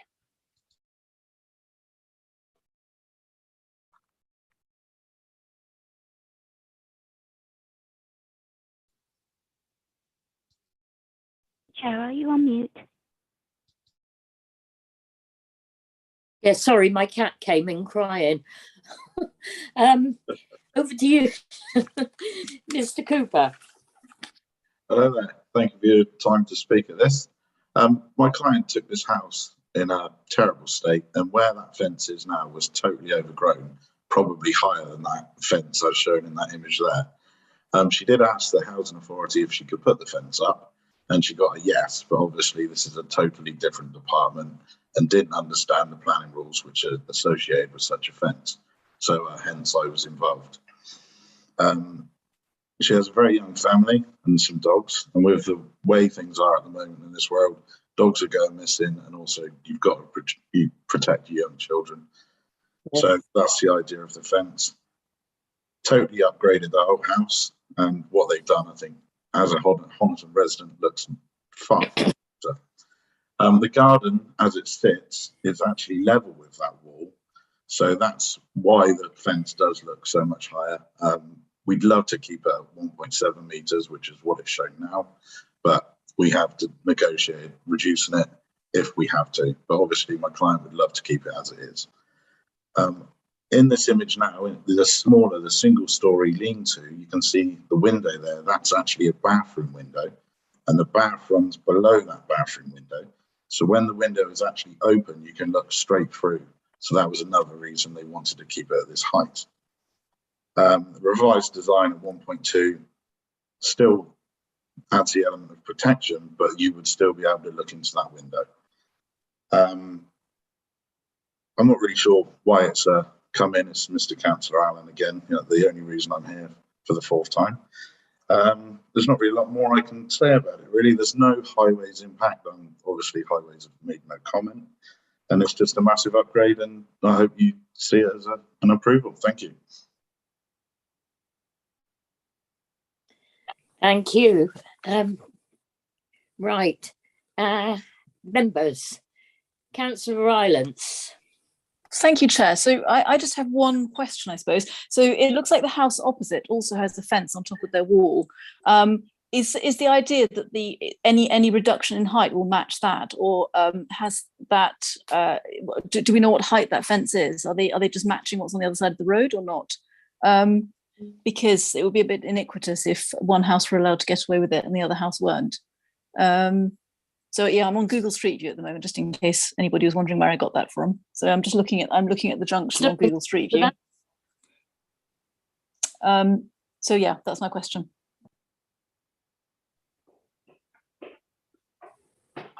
Through you, Chair, I'm not aware of what the other property has. I don't know if it's a fence to a rear garden or front garden, but as I think has been said, we're trying to strike a balance here between the impact on the street scene and the privacy of the users of the rear garden at the property, which I think we've set an appropriate height for the fence to achieve that. I wouldn't say that fences necessarily have to be exactly the same height, but I don't know without further investigation what the circumstances are of the fence that Councillor Rylance is referring to. Yeah, sorry, Mr. Freeman. It's the opposite side of the road. It's also a corner plot. It's literally the other side of Livermore Road. Could I make comment again here, please? Yes. The one on the other side of the road does have a fence, and the wall is very similar, but their garden is actually a lot lower. So the wall actually helps their privacy, and then you have the fence on top of that wall. If the actual garden is lower than the road, whereas our garden is higher than the road. Yeah, thank you. Councillor Key. Yes, thank you, Chair. Yes, I mean, looking at the picture there, I can appreciate that they actually want it shielded a little bit. But I mean, when you look at it, the actual fence is above the height of the wall. So if you were stood on the pavement, in actual fact, there's no way, if it was brought down to 1.2 meters, which I think it should be, then there's no way you're going to be able, unless you're about 7 foot tall, there's no way that you would be able to see into the bathroom anyway. So I would like to see it reduced to the 1.2, so it looks of a civilized height. Thank you. And then if it was that, I'm more than happy to actually propose the recommendation with that approval. It's 1.2. Mr. Freeman, do you have any comment on that?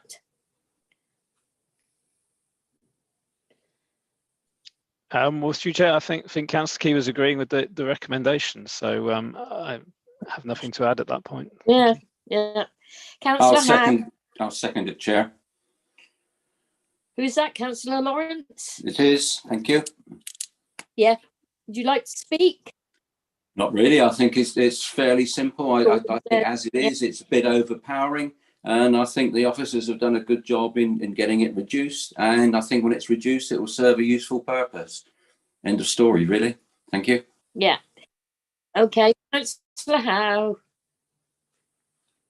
Thank you, Chair. I mean, I suppose it's me. I just don't like the look of it. I think it upsets the street scene, including there is one opposite. There is a fence opposite, which is a reasonable height, I suppose. In fact, I suspect that's 6 foot tall, probably 6.5 foot tall. It's got a gate in it at full height on the opposite side of the road.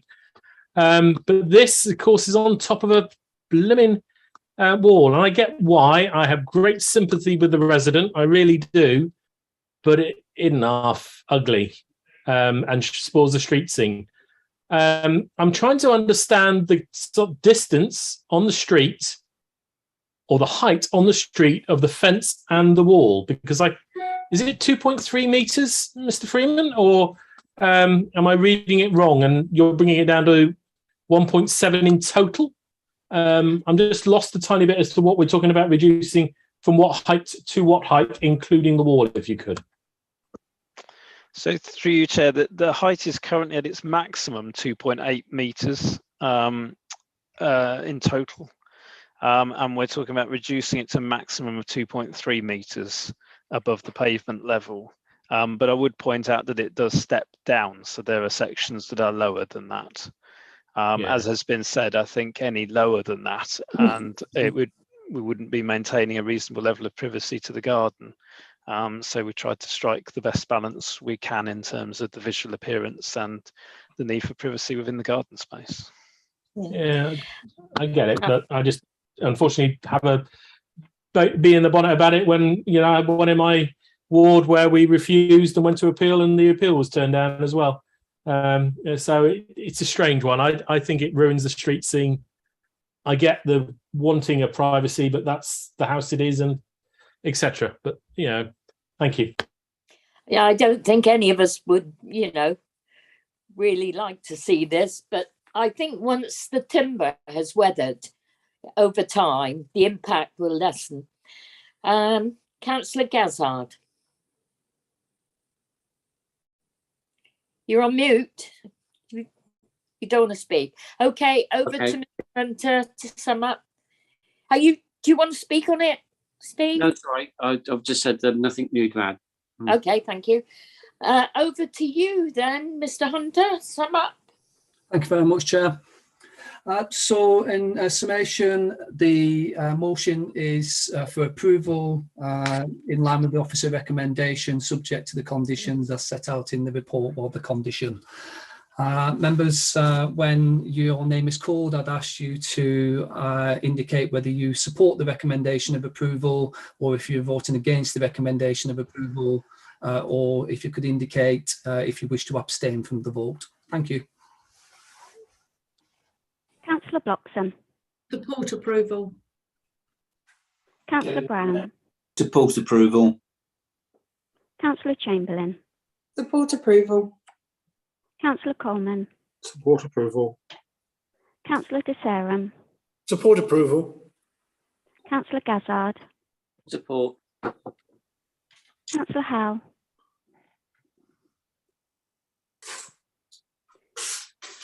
Councillor Key. Approve. Councillor Lawrence. Support approval. Councillor Pook.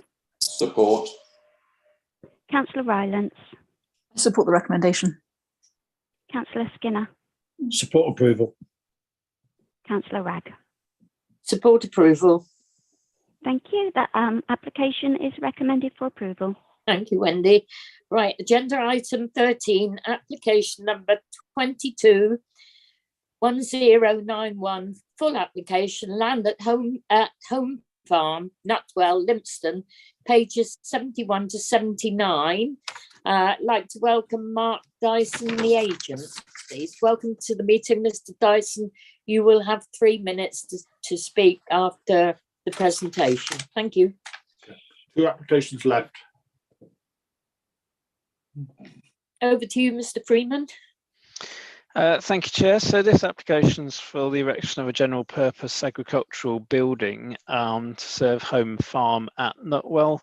A slightly unusual application in the sense that the agricultural building in question is proposed some distance, in fact 1.3 kilometres from home farm itself. The application site is over here, hatched on the plan in front of you, whereas home farm itself is down here. As you will see though, the site, the farm is split in two basically by the A376, which makes it quite difficult to transport equipment and livestock over the road between the two parts of the farm.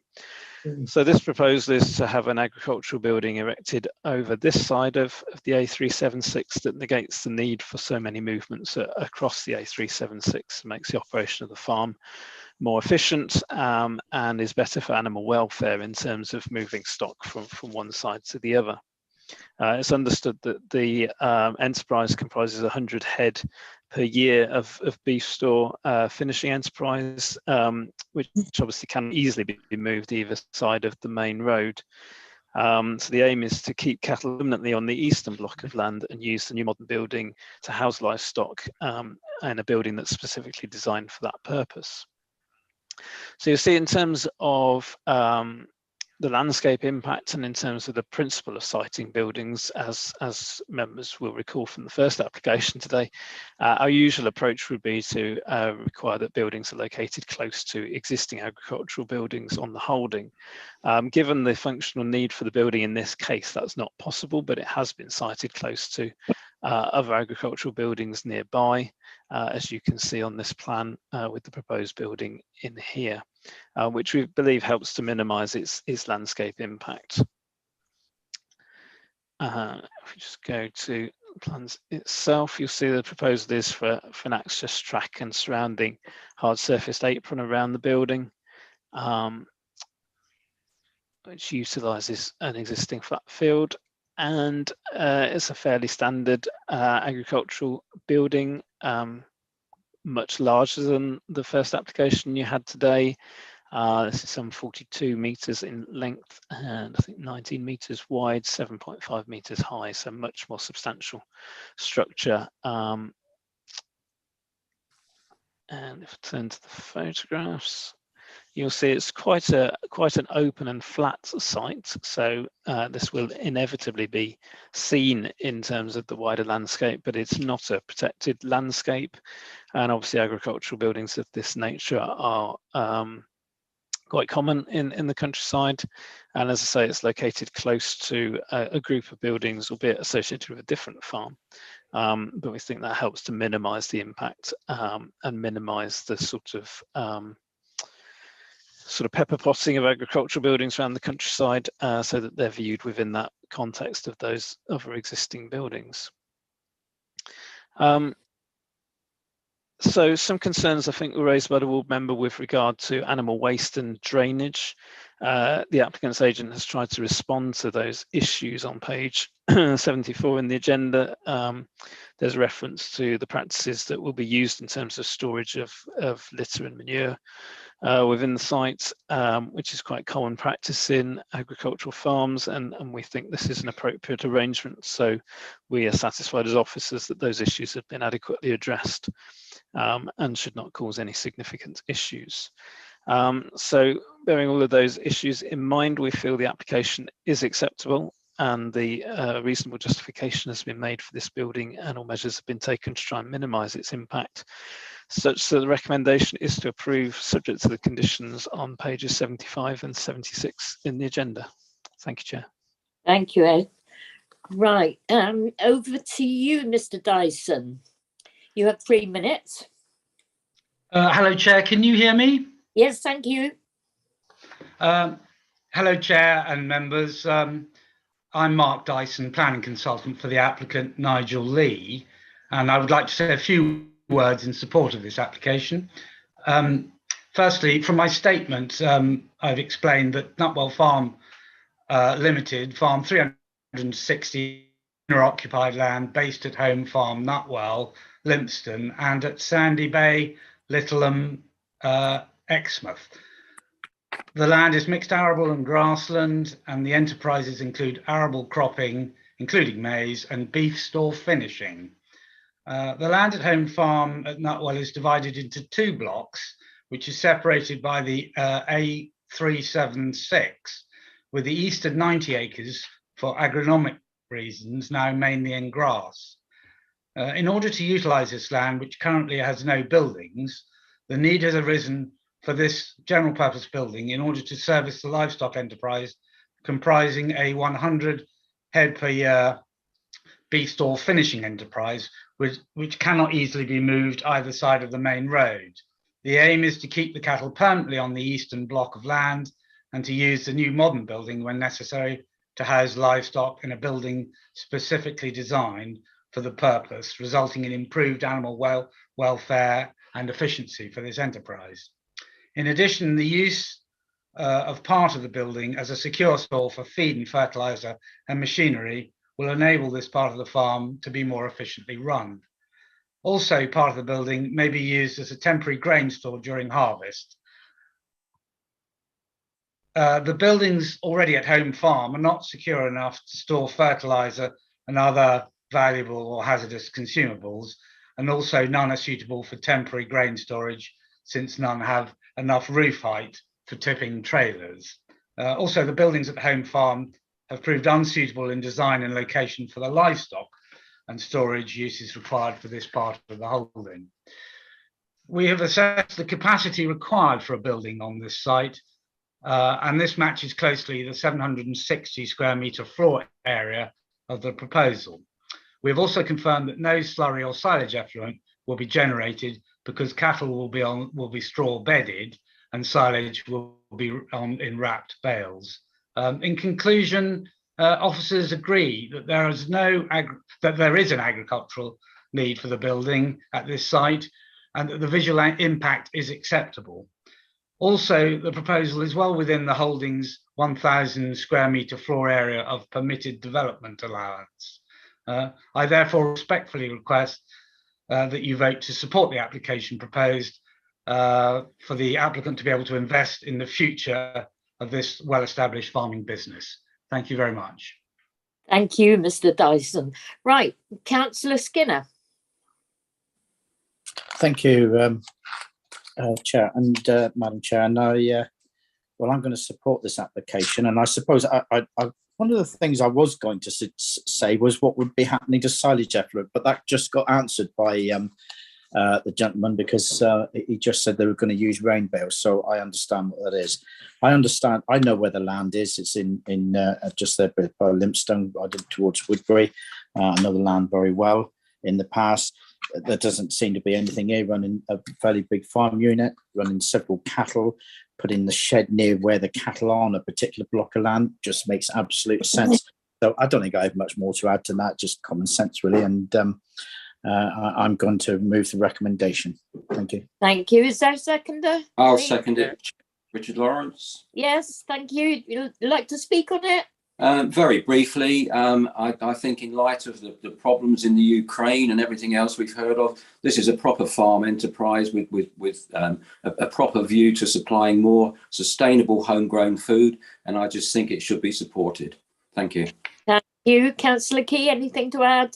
Yeah, just the case that, I mean, there's no comparison to this, as Mr. Freeman did hint at with regard to the first application, because this is a farm with a considerable number of stock about it, and the building is being tucked up and under the hedge and very close to other farm buildings, although not on the same farm. So yes, I fully support this application. Thank you. Councillor Gazzard? Nothing new to add, Chair. Okay. Councillor Desarum, anything new? Yeah, thank you, Chair. I think it would lead to improved animal welfare, which I think is very positive. Right. Thank you. Over to you, Mr. Hunter.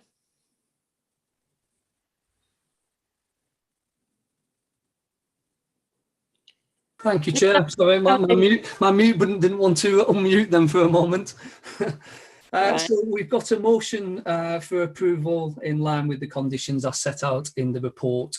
Members, when your name's called, I'd like to indicate whether you support the recommendation to approve, or if you're against the recommendation to approve, or if you're abstaining from the vote. Thank you. Councillor Bloxham. Support the recommendation. Councillor Brown. Support the recommendation. Councillor Chamberlain. Support the recommendation. Councillor Coleman. Support approval. Councillor De Sarum. Support approval. Councillor Gazzard. Support. Councillor Howe. Support. Councillor Key. Approve. Councillor Lawrence. Support approval. Councillor Pook. Support. Councillor Rylance. Support. Councillor Skinner. Support. Councillor Ragg. Support approval. Thank you. That was unanimously supported, so that's recommended for approval. Thank you, Wendy. And now agenda item 10, application 221238. It's an outline, Sunnyside, Cotley, pages 46 to 56. Over to you, Ed, to present your report. Thank you, Chair. So this application seeks outline planning permission with all matters reserved for the demolition of the existing cottage and its replacement with a new house. The application lies within the Blackdown Hills area of outstanding natural beauty, but is still covered by policy H6, which allows for the replacement of existing dwellings in the countryside, subject to a number of criteria being met. Those criteria relate to there being an existing permanent habitable dwelling located on the site, which there is. I should say the site is just to the north of Cotley Village, to the east of Monkton, on the centre of the plan. And you can see the existing building there within the photograph. So there's an existing cottage on the site that lies right to the back of the highway there, and you can see on the site layout plan that they've indicated that the proposal is to move the dwelling slightly back from the path into the sites, with this possible site shown, but that is indicative only, since, as I say, all matters are reserved. The second criteria, policy H6, relates to the replacement dwelling being located on or adjacent to the footprint of the existing dwelling, which, as you can see, it would be. Criteria 3 relates to the replacement dwelling should not detract from the appearance and character of the landscape, particularly obviously within the area of outstanding natural beauty. Since all matters are reserved, we have no details of the design and appearance of the property. Those would be subject to a subsequent reserved matters application. And the final criteria is that the dwelling to be replaced is not of architectural importance. We have looked at this issue, but we don't consider that the existing dwelling is of any architectural significance. What is of significance is the dwelling you can see in the background, the thatched cottage, which is a listed property. And obviously there will be an issue in terms of the setting of that property, which is a grade 2 listed property dating back to the 17th century. Again, this would be a matter for the reserved matters details.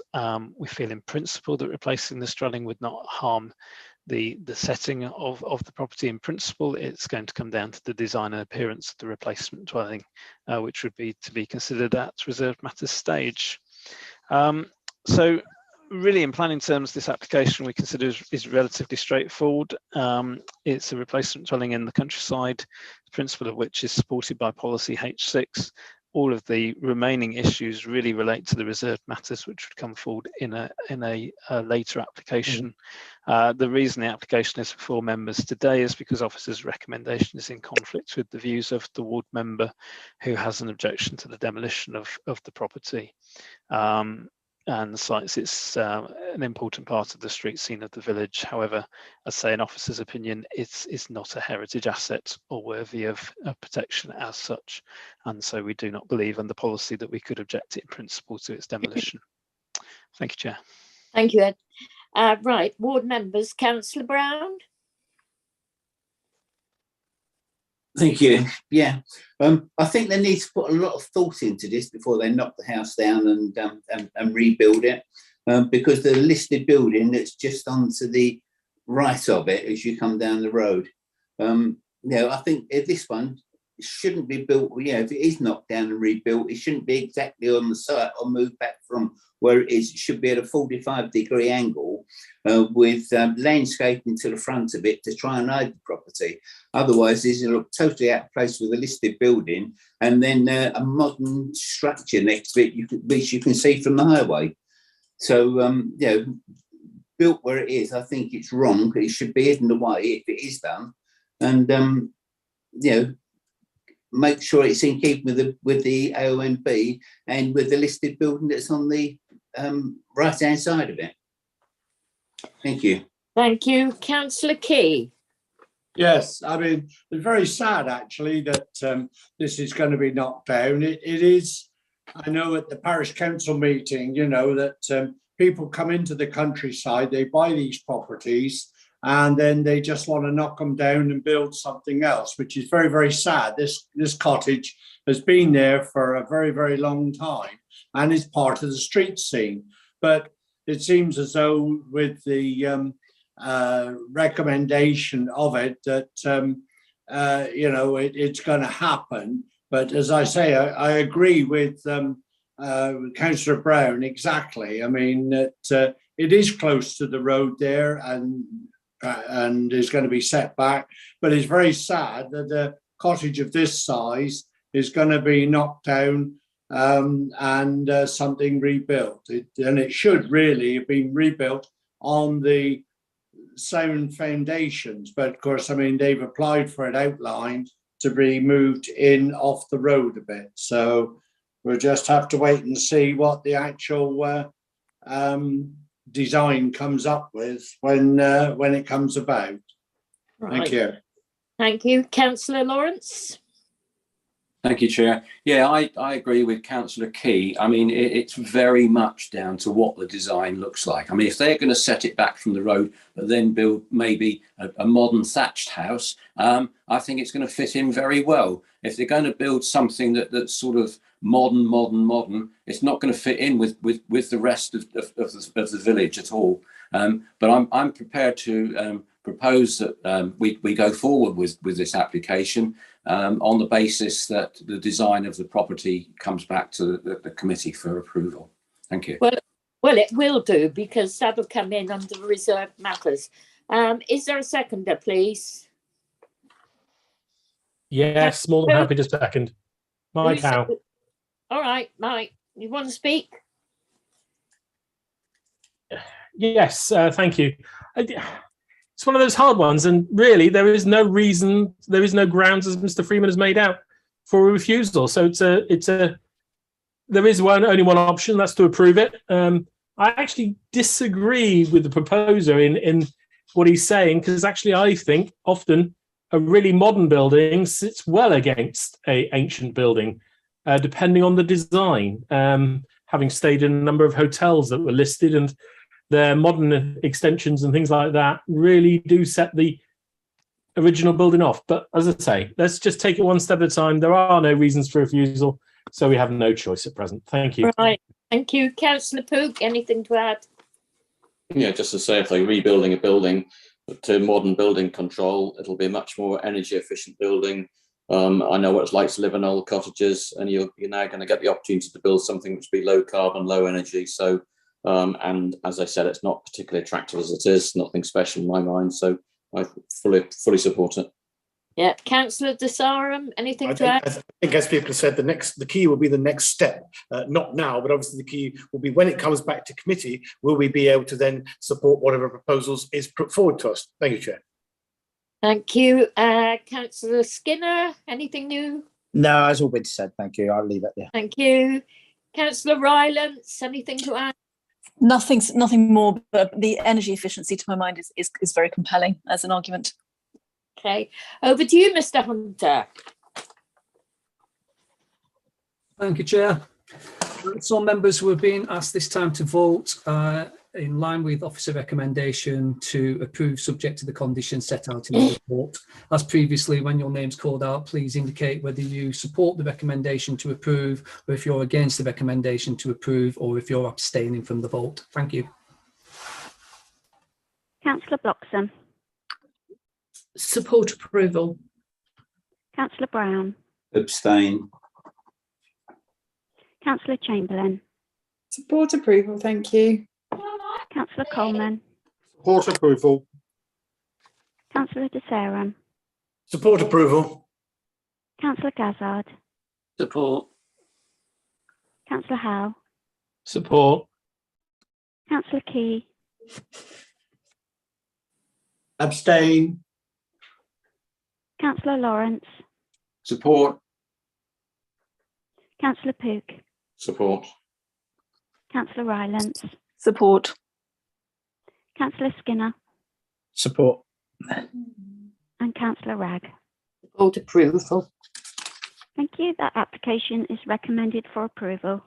Thank you, Wendy. That brings our meeting to an end, and I'd like to thank everyone, including members of the public, for their attendance. And members, can I remind you that until the Democratic Services team confirm that the live streaming recording has stopped, you can still be seen and heard, and any comments may be recorded. And thank you to Wendy and Amanda and Anita and Damien